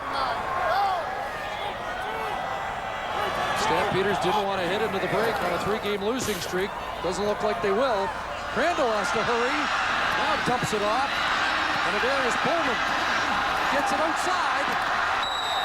The longest play of the game coming into that was a 15-yarder. And that should be the longest play up at the 48, an 18-yard pickup. Well, they continue to suck it up a little bit. First of all, to the right of your screen, 52, Wayne Smith back in offensively. And that pumps him up a little bit. And Darius Bowman here out in the open field works his way down that sideline after breaking a couple of tackles.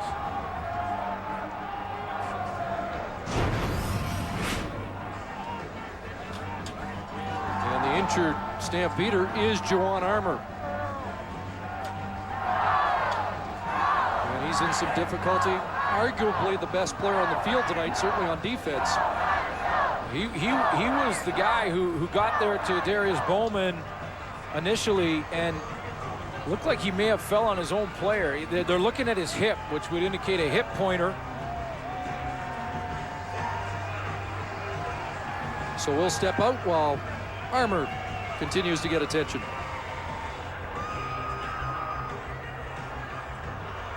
Warranty approved oil change.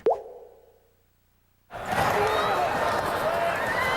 to the sidelines, and a pass to the sidelines for Corey Grant is incomplete. Matt Grotegood has come in to replace the injured Juwan Armour. And Corey Grant thought he did catch that. And a little discussion going on down on the sideline right now, right in front of the Saskatchewan bench as to whether or not he did. They're calling it a completed pass.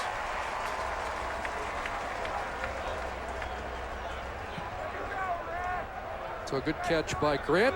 Looked like he got both hands underneath the football. But you mentioned Matt Grotegood, who goes in for Juwan Armour on the injury. Last week, when Armour was taken out, they had to make the move for Michael Binjo to go back. They got Grotegood back, who is a linebacker. That's an easier transition for the Stampeders and can leave Labinjo up on the line. 8-3 for Grant, 2nd and 7. Time for Crandall to go to his second read. And there's Cates at the backfield. And Brandon Browner steps up and denies the first down. Forward progress looked like it was within a yard of the chain. They'll get see where they do spot it. Get a real good spot here, Chris. I think the Saskatchewan Roughriders, are going to get a good spot, and then they're going to take the forward progress of Wes Cates.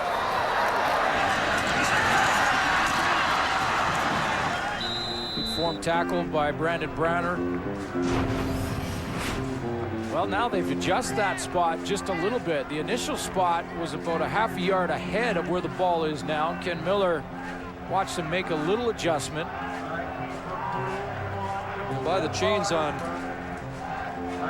Okay, there's a look at it, and it will be a first down. So a good enough spot to move the chains.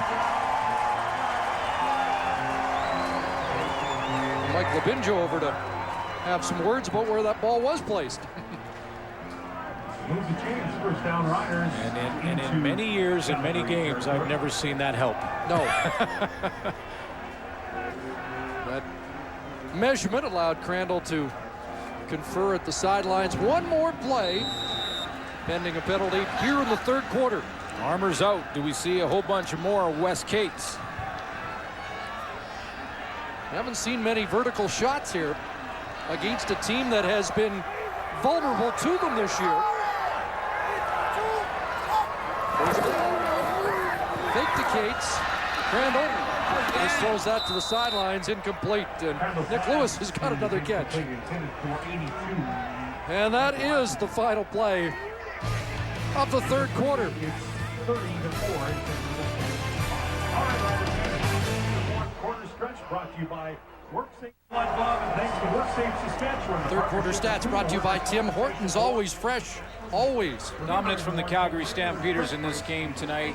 More injuries mounting for Saskatchewan, although they haven't used that as an excuse and won't tonight, no matter what the outcome. But maybe the most telling stat there is time of possession. 11 minutes more for Calgary. They've just controlled that ground game. You could say all those stats tell a story tonight. It has been a lopsided game. 23 unanswered points in the first half and 7 more here in the third quarter. And Saskatchewan's got to take some shots, don't they? Well, they have to try and create some excitement here in this fourth quarter and see if they can scratch their way back in, maybe get a little momentum to take them into their next game next week. But there is lots of time. And this team has been ruled out many times this year. And there was many people that didn't think there was any way they could get to 6-0. They did all that. Second and 10 at the Calgary 52-yard line for the Roughriders. And Crandall is going to take a shot. Looking for Darius Bowman. Touchdown!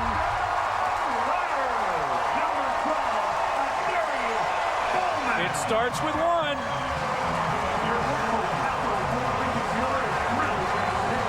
You called it, partner. When are they going to take a shot? 52 yards to Bowman, who seems to have a little chemistry with Marcus Crandall, even with a little fortuitous bounce. Yeah, maybe they did get a little lucky here. This is a chance for the Calgary Stampeders to, at the very least, knock this down, but they knock each other out. And Darius Bowman says thank you very much on the bounce. And it starts with one when you're trying to get back from a big deficit. Third touchdown on the season for the rookie, who has all the tools to be the star of the league.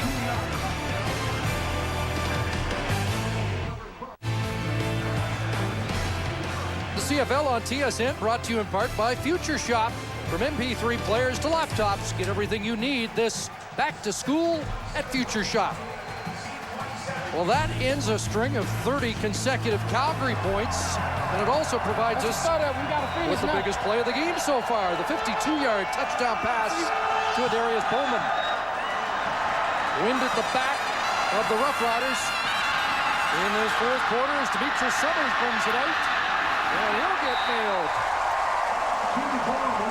Darius Bowman in a situation where he's not going to try and route run too much. He's not going to do anything fancy. He just has to get up on top of the Calgary defense as quickly as he can. So he just takes off straight down the field, and you're going to see Bannister and Milton Collins collide. It looked like Bannister had perfect position for, at the very least, the knockdown. And Collins comes from the middle to try and help him, loses his balance, and takes out his teammate. The ball bounces right to Bowman. And touchdown, Saskatchewan. Got to be good to be lucky, and lucky to be good. Summers still down after a big hit on teams by Sebastian Clovis, which might stoke a little bit more momentum with the Roughriders after the touchdown. And so Summers gets attention. And once again, we'll take a timeout at Mosaic Stadium.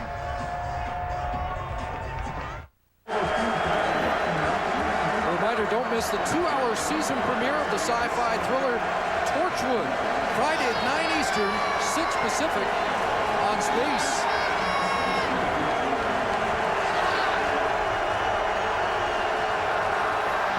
Play action fake and pass to the flat.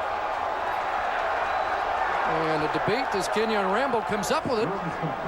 And it is a catch. He's trying to sell it. Or is it? He's trying to sell it. They're still talking about it. Full rollout for Henry Burris. The ball low and away. I don't know. because he's got possession of the ball, but the football can't touch the turf as he goes down. He's got to get it up to his body. But did he get the right hand under the tip of the football? Challenge flag just came out, and you hear the fans erupt. This is the Stamps' deepest start of the game, their own 22-yard line. Well, that was interesting. Kenyon Rambo had his hands around the sides of the football. It looked like as it was coming down that the tip of the football might touch the turf. They've ruled that incomplete in the past. But did he slide the right hand underneath the tip of the football? Good challenge, because you know Saskatchewan went out there thinking is 2 and out. challenging the ruling on the field of a completed pass.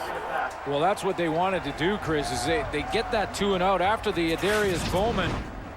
After the Bowman touchdown, a 2 and out just builds on the momentum. Let's take one more look. This is the angle the officials will take a look at. Now, it looked like it touched the ground there, but does Rambo at the end of the play roll his right hand underneath? He tried to sell it by showing that black glove underneath the football. I'm not sure he got it there in time, though. Would be a first down if the catch is allowed to stand. Ken Miller with an unsuccessful challenge on the Michael Palmer fumble in the first half.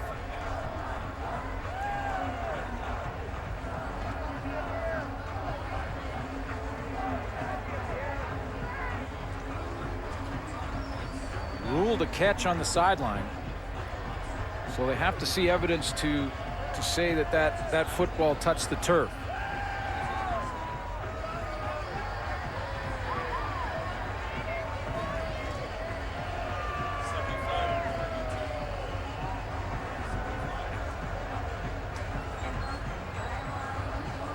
Tom Higgins is here, the head of officiating. The precedent that's been set on a play like that throughout the season has been that if the receiver is going down to the ground and the ball's between his hands and it touches the turf, it's incomplete. It's been ruled incomplete. Basically saying he didn't survive that impact with the ground because the ball touched the ground. This one's very close, and this is the angle the refs will have to work with. He doesn't ever get it to his body. Because the point being that if the ball hits the ground like that, it's ruled incomplete, because you could then, if you're a receiver and it wasn't ruled incomplete, you could use the ground to help you gain possession and have the ground push the ball into your stomach. Pretty subtle with that right hand coming underneath to sell that it was there all along. Yeah. If they ruled this, Chris, the way they've ruled it this year, they'll overturn this. But it'll be interesting because that was, I believe, the only look they had.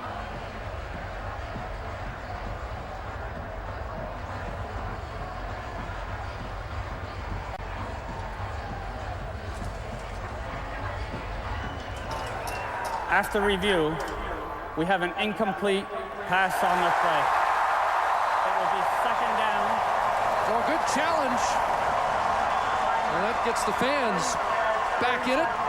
Well, it takes a little wind out of the sails of that momentum from Adarius Bowman, because you had to wait around for the challenge, but it does create, and they'll have to mark the ball again, a 2nd and 10 for the Calgary Stampeders, and a chance for Saskatchewan to grab that momentum back if they can get a stop on this play. And the field position game, you get the stop, you should get the ball in good field position. The rule is correct, though. It was just a matter of could they tell from the look. John Hufnagel doesn't like it, but that's how they've called it all year.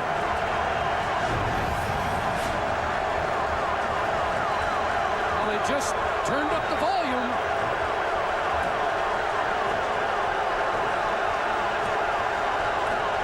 Second and 10 from the 22.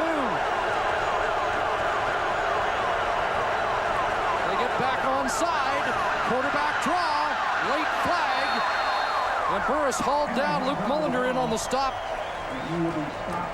Along with Ronald Williams, it was a holding call against the Stamps that will be declined. Holding, Calgary, number 67. A penalty is declined.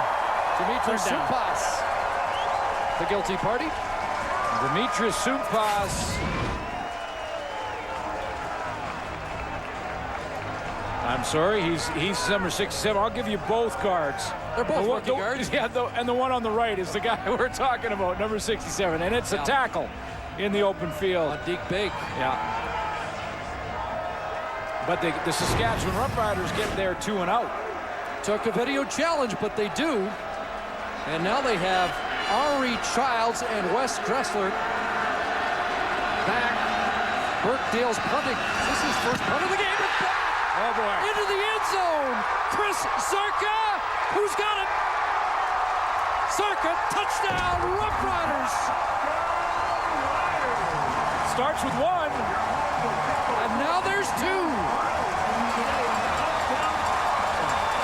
And Bedlam again at Mosaic.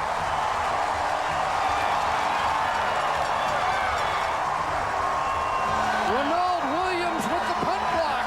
Chris Zarka with the recovery. Little simple move by Zarka up front, and all he's going to do is come through the gap as he takes a little twist around the nose guard. Little twist here, he comes around, and there he is. Fights past the personal protector. He comes through, and he's the guy who's going to recover this after the block.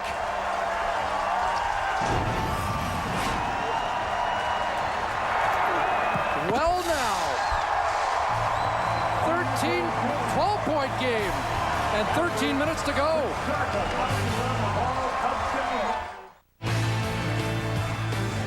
The CFL on TSN, brought to you in part by Rona, proud sponsor of the CFL. Rona, the Canadian how-to people. Well, all of a sudden, it gets interesting here in Regina, doesn't it?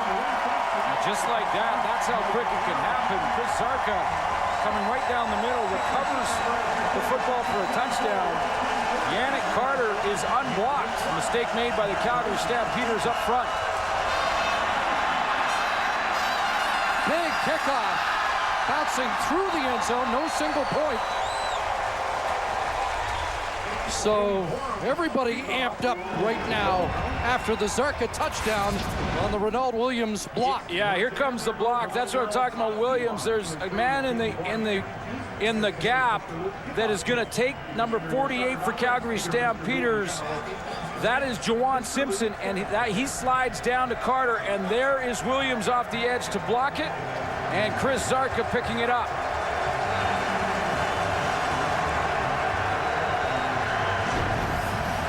Decibel level will be even higher now.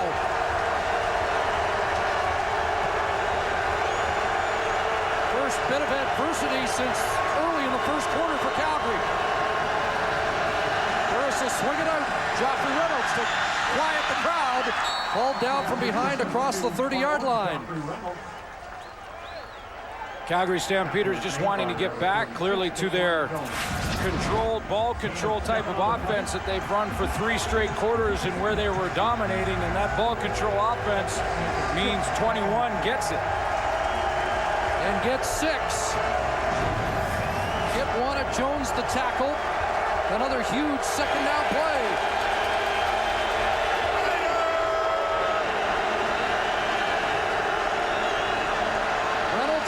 First down and a big one. Kitwana Jones hanging on again, but a big Calgary first down. A call that puts the option on the play to Henry Burris. As Henry Burris takes a look at the end, a little peek. If the end is high, and this time it's Kitwana Jones, then he gives the ball to Reynolds, knowing Kitwana Jones is going to have to dive for him and doesn't get him in time. Second 100-yard game of the year for Joffrey Reynolds, 16th in his career.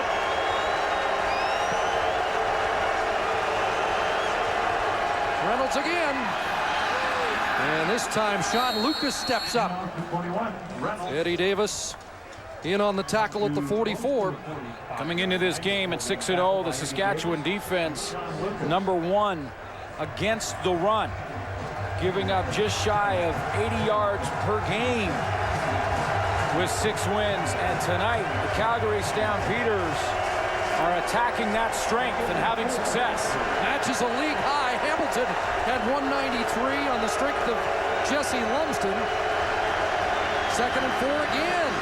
This time they fake to Reynolds. The pass is caught. No, dropped. Jermaine Copeland couldn't hang on. this season has been a rough one for Jermaine Copeland. He was around 3 catches a game coming in. Not enough for a receiver at his talent level. This would have been a tough catch. It looked like Lance Fraser was in good position, but he had both hands on it, and he's come up with that catch in the past. Sorry, it was Eddie Davis, the defensive back in coverage.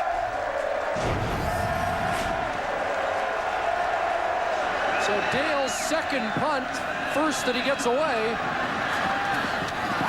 And it's brought down by Henry Childs. And once again, Roughriders get the football with 10:34 remaining.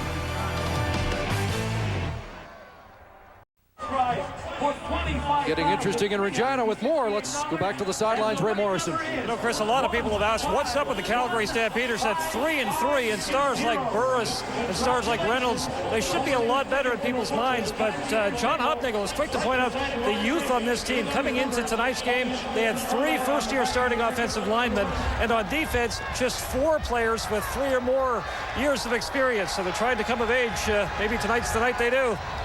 But that inexperience getting tested here. Marcus Crandall and Darius Bowman drops the ball. Couple of drops for Bowman and a 52-yard touchdown that started this surge. Well, it was receiving 101 for Darius Bowman here. A little peek to see where he's going to see how he turns his head. Turns his head, takes his eyes off the football. You know, it is a work in progress for the Calgary Stampeders, and this is a good time to find out what kind of team you have. Saskatchewan has scored a couple of quick touchdowns.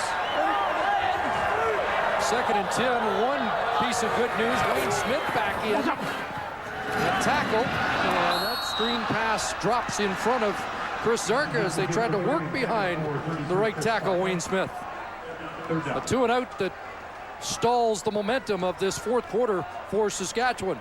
It's an interesting point that Ray makes about this Calgary Stampeder team, and I know a lot of people in Calgary are wondering, is this team for real? They've had changes that they've had to adapt to. Chris Jones, the new defensive coordinator, John Hopnagel, the new coach, some young players on defense. I mean, since July, this team has released 9 players. It's a work in progress, but they are better. They are well coached, and they're getting closer and closer. Can they finish tonight is the question. Borum with the wind at his back, booms one. Al backpedals to his 16. And then gets nailed at the 20. Penalty marker on the play, back at the line of scrimmage.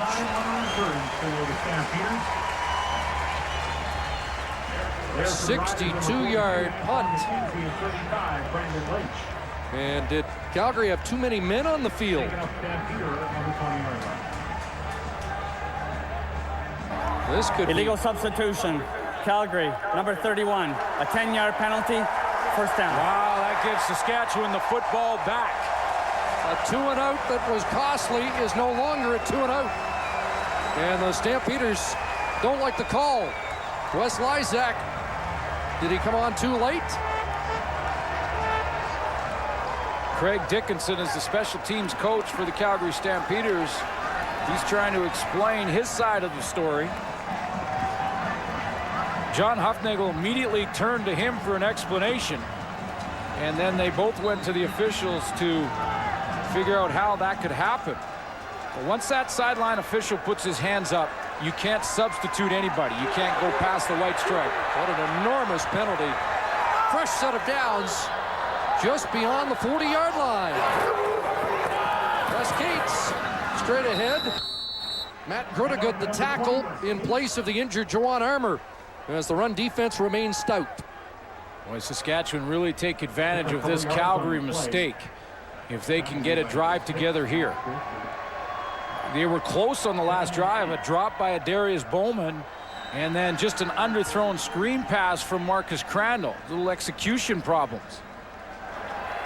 Roughriders Saturday night, 42% deficient in second down conversions. A big one coming up here, 2nd and 8. 6 receivers out, time, crosser, Palmer, first down. Dropped at the 52, but he gives them another fresh set of downs. Juwan Armour's out of the game. Matt Grotegood is the middle linebacker, and he is right here, but what he's going to do is he's going to drop. As he drops to his place, you're going to see right in front of him from right to left is number 77 screams right across the middle of that field. He picks up that little dump pass and gets first down territory. Best game of the season for Palmer. His 5th catch, 53 yards. 8 minutes left. 4th quarter. The perfect season still in the balance. And offside there. Dressler jumped the gun. And this one is picked off. Brandon Browner with the interception, his 2nd of the year. And it couldn't have come at a better time for the Stamps. And Brandon Browner was an absolute perfect position down that sideline. And I'm surprised that Marcus Crandall even tried to get it in there. Offside, Saskatchewan, number 7. That penalty is declined. First down. Yeah, Dressler was offside. Saskatchewan wasn't going to get anything out of that anyway. Well, maybe Marcus Crandall thought that when he saw the flag that he had a free play here, because Brandon Browner had perfect position on the sideline, inside shoulder, and Browner, watch him up and bump right at the top of your screen. Perfect on Corey Grant, little jam, turns around, inside position, and catches the ball at the high point. That's textbook corner play. 3rd interception thrown by Crandall, and here is Joffrey Reynolds cut down. Tad Cornegie. Big play. Big time. That's what Brandon Browner is capable of. He's out here on the sideline, and he starts out in that bump. So as Grant gets the outside release, he's going to let him go there. A little push there, gets away with, but look at that inside position. Now he can just turn and play the football cleanly. Reynolds with 4 yards on that last carry, 2nd and 6.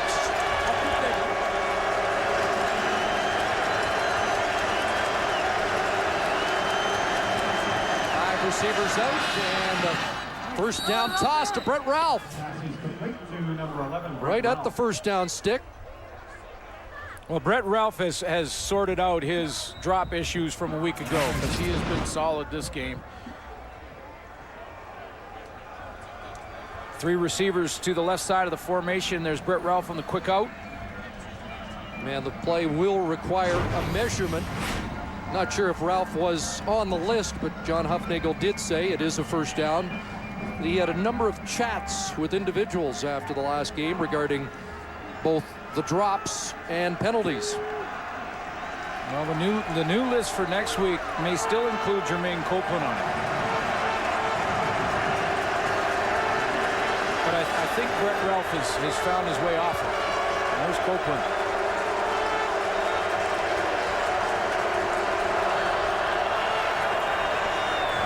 Joffrey Reynolds, well contained that time. Lance Frazier stepped up, and maybe a couple.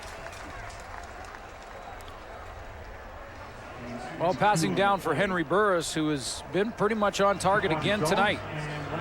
You certainly can't criticize his play throughout the season. The yard's not real impressive, but what you have to keep in mind is George Cortez brought in a bunch of Joffrey Reynolds tonight. Yeah, they've been riding that horse tonight. And it doesn't look like Henry Burris will extend his streak to 6 consecutive 300-yard games.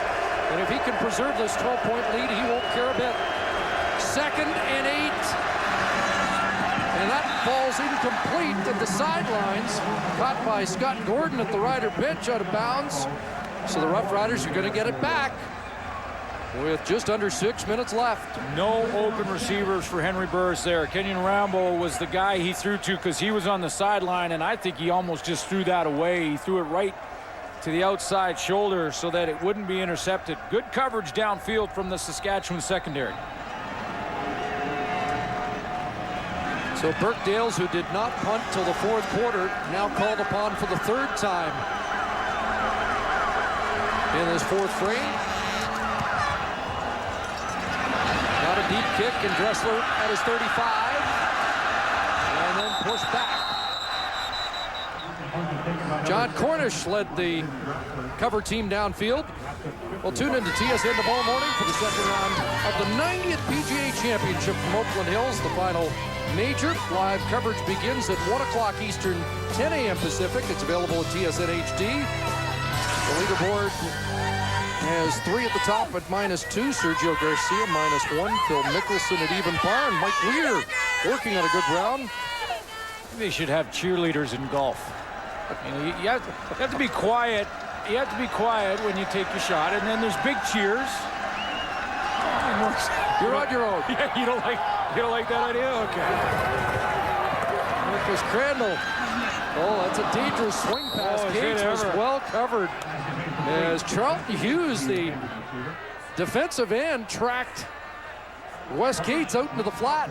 Well, that's a matchup that they'd rather have Cates going down the field if they're going to try, and the Calgary Stampeders are going to try and cover Cates with the defensive lineman at 244.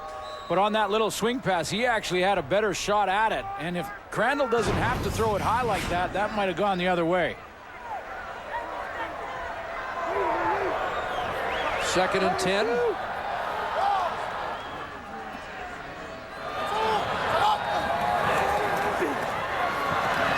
Crandall steps up, takes off, lunging. And where will they mark it? He's within a yard of the first down, and depending on his forward progress, may have it. First down, Riders. And it is a first down. Marcus Crandall wanted to run that same play to Cates again out of the backfield. He wanted to try to get to Wes Cates, and Charlton Hughes again covers him. He's at the left of your screen right there. He goes out with Cates. That's where Crandall wants to go. He's looking over there. No, he's covered again by a D lineman. Takes off up the middle, gets that little running lane, and gets the first down. We're down to 4 minutes left. First down at the Roughrider 48. Crandall steps up, dumps it off. Cates spins off first contact. His best play of the game. And it's into Calgary territory. The mark of about the 42. Well, I thought this was going to be a big-time collision in the open field because the ball took a little bit of time to get there. It almost looked like Crandall had to float it over. And as he does to Cates, I didn't see the number, but there was a Stampeder bearing down on him. Somehow he caught it, turned around quickly, and was able to make a move in the open field. Spun right off Dwayne Carpenter, his biggest play of the game, showing the form that made him the player of the month of July. 20 yards for Cates. Long out. Corey Grant's got a catch. And a penalty marker on the play. Mike Labinjo telling us it's going against Saskatchewan. We'll wait for Kim Murphy to give us the same call.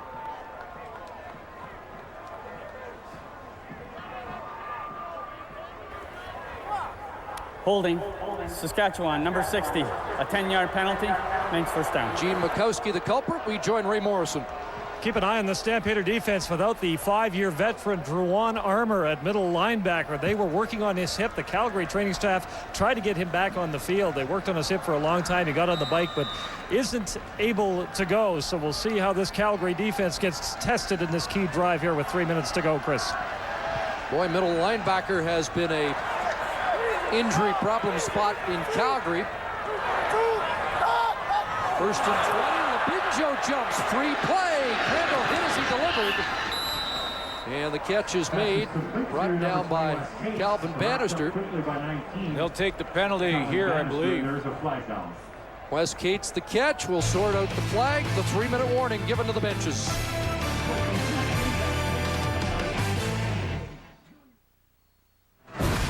Tonight's game story brought to you by MGD. Nothing to hide.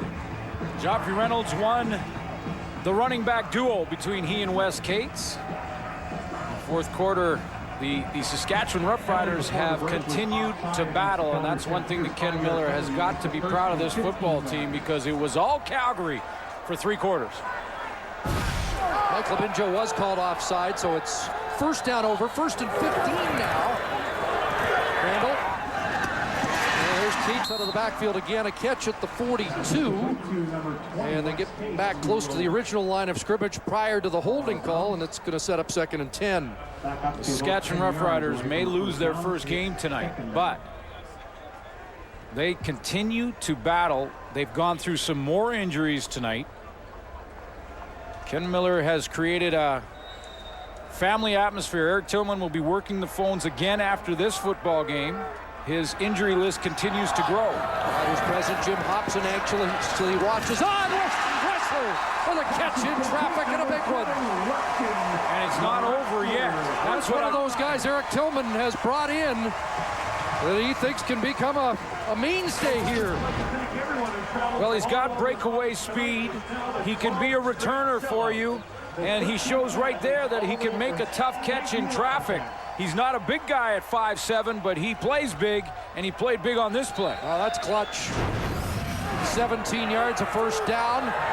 No huddle for Saskatchewan now. Short drop to the end zone for Dressler. Touchdown!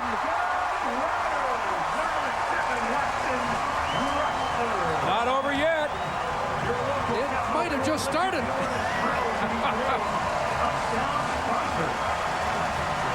Weston Dressler has his second touchdown of the year and back-to-back catches to get Saskatchewan within a touchdown of a lead. The fans never stop believing tonight, that's for sure. And Dressler right down the seam, back-to-back clutch catches. In a remarkable start to the season, this potentially could be the most remarkable night, but they've still got work to do. Down by 5. Waggle motion, you're going to see Dressler come right here and then down the hole. From the left of your screen, there's number 7 right there in your picture. He goes right down, gets vertical in a hurry. Marcus Crandall has to kind of buy some time. He's not even looking that direction to begin the play. Flops his head around, sees Dressler, who takes a hit from Wes Lysek and hangs on to the football. Back-to-back clutch catches. There he is right there, the inside receiver right there, number 7.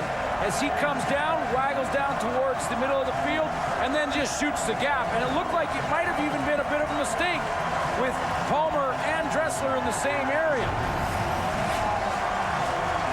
Doesn't matter. They don't ask how, just how many. And that's the third touchdown of this fourth quarter. Down 30-4. Down and apparently out. But if you wear green and you're at Mosaic Stadium, you don't believe that they were ever out.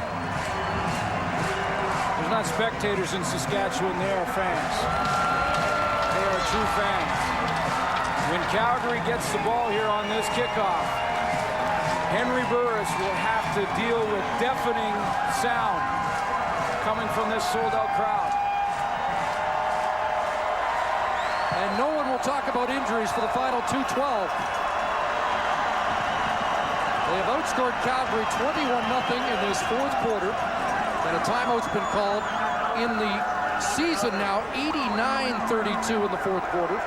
See what Saskatchewan just did there, Chris, is they went out, lined up their onside kick team to basically see what Calgary would do. Then they're going to go to the sideline and regroup with 2:12. There is tons of time to kick this ball deep. I was a little surprised to see that onside kick team out there for the Saskatchewan Roughriders, but it was just to see how Calgary would play it. Because if they put their hands team on, which is what you put on against an onside kick, you're not as good on a return. Remember, the wind is at their back. They've already put one through the end zone, so Jamie Borum's got plenty of leg to get them deep. Last kickoff was covered by Sebastian Clovis, and Calgary didn't get beyond the 25. They're still in onside kick mode. A lot of open field if he squibs it down around the 40 or the 30. No question, and they have a DB and James Patrick right beside Bourne to chase it down. Bourne will kick it away deep. Back inside his 5. And covered at the 25 and this place is on fire. That's why Ken Miller did that. He put his onside kick team in to limit the return. A hands team is not big on the return. All they want to do is recover the football, and now the 13th man gets onside with this Saskatchewan defense, and Henry Burr is going to have to deal with that.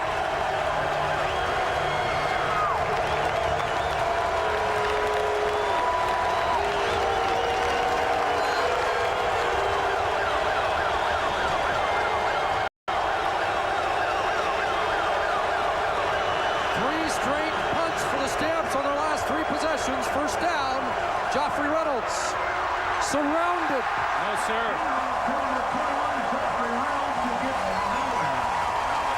Turned his shoulders to the sideline, and that allows the pursuit for Saskatchewan to get there. And this is what the Rider defense wants, 2nd and long.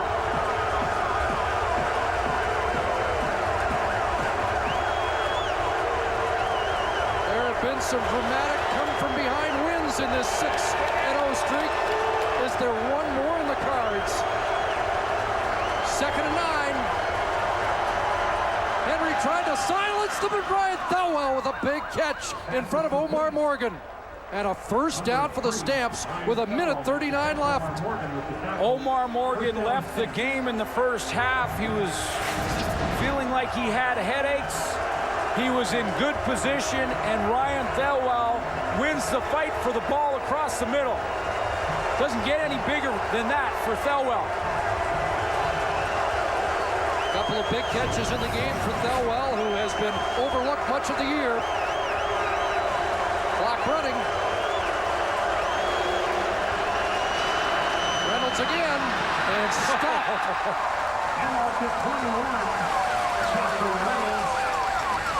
Will that first down be enough? That's the second time Marcus Adams has been involved in a stop of Joffrey Reynolds.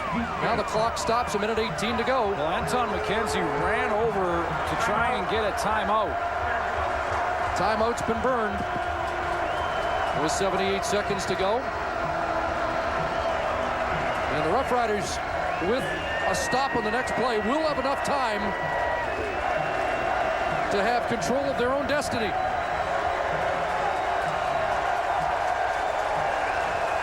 Good question from our guys in the truck.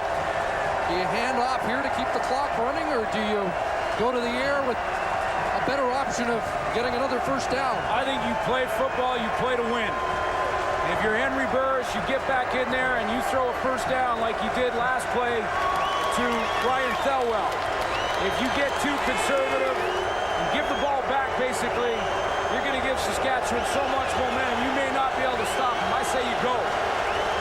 This crowd getting their money's worth in the fourth quarter. Roughriders trailed 30-4. Out of the shotgun underneath, Kenyon Rimbo. Another huge first down, and that's a silencer here at Mosaic. And that's how a team matures. That's how a team like Ray Morrison reported on the sideline with John Hufnagel talking about, we have a young squad. We face challenges, and at times we haven't responded the way we've needed to respond. You play aggressively, you play to win. That's how you mature as a football team. That's what they did on this play. Henry Burris, lots of poise and composure in the pocket, finds Rambo. A league-leading 41st catch for Rambo. And now the Stamps just have to avoid a mistake. Reynolds across midfield to the 52. And now John Hufnagel can pound it in there a couple of times, punt the ball, or he may be able to kill it. He's been one of the headline stories tonight, Joffrey Reynolds. Averaging 10 carries a game coming in tonight. Doubled that and more. And that has been a difference maker for the Stampeders.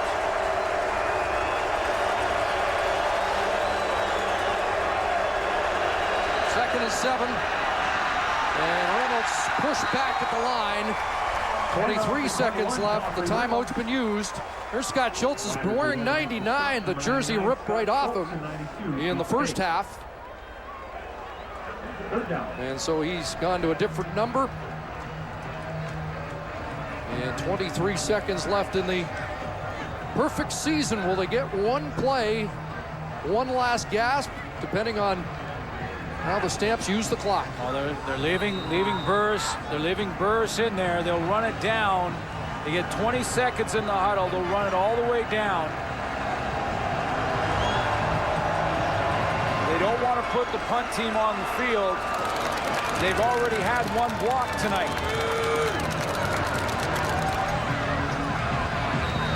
But you can see why these fans in Saskatchewan love their football team. They should have been out of this one after 3 quarters. Time count's been Time taken. count violation. Calgary, number 1. 10-yard penalty. Remains third down. Now Burris can take the snap, run around, fall down, and should be able to kill the remainder of this football game. But that's why these fans here love this team. They battle. They had more injuries tonight. They were down and out in the first half. They kept fighting, got to within 5. And a couple of clutch catches. Stamps may not have played 4 full quarters, but they played enough. Burris is going to air it out to end the game. There is no time on the clock. The perfect season is done, and John Hufnagel's team holds on. George Cortez, little head shake about that fourth quarter getting a little too interesting. Time now for the TSN turning point. And surprisingly, it went right down to the wire. Well, it didn't look like it would, but the Saskatchewan Roughriders had so much momentum. Calgary had to get a first down with around 2 minutes to go, and Henry Burris hits Ryan Thelwell in tight coverage over the middle against Omar Morgan, the veteran. That first down allowed the Stampeders to kill the clock. And the TSN Turning Point is brought to you by the 2008 GMC Sierra Professional Grade. Well, the perfect season over for the Saskatchewan Roughriders. Boy, they made it interesting. They are now 6-1, and the Calgary Stampeders have ended a 2-game losing streak and now go over 500. 30-25, the final from Mosaic. Hope you enjoyed it. So long from Regina. SportsCenter is next.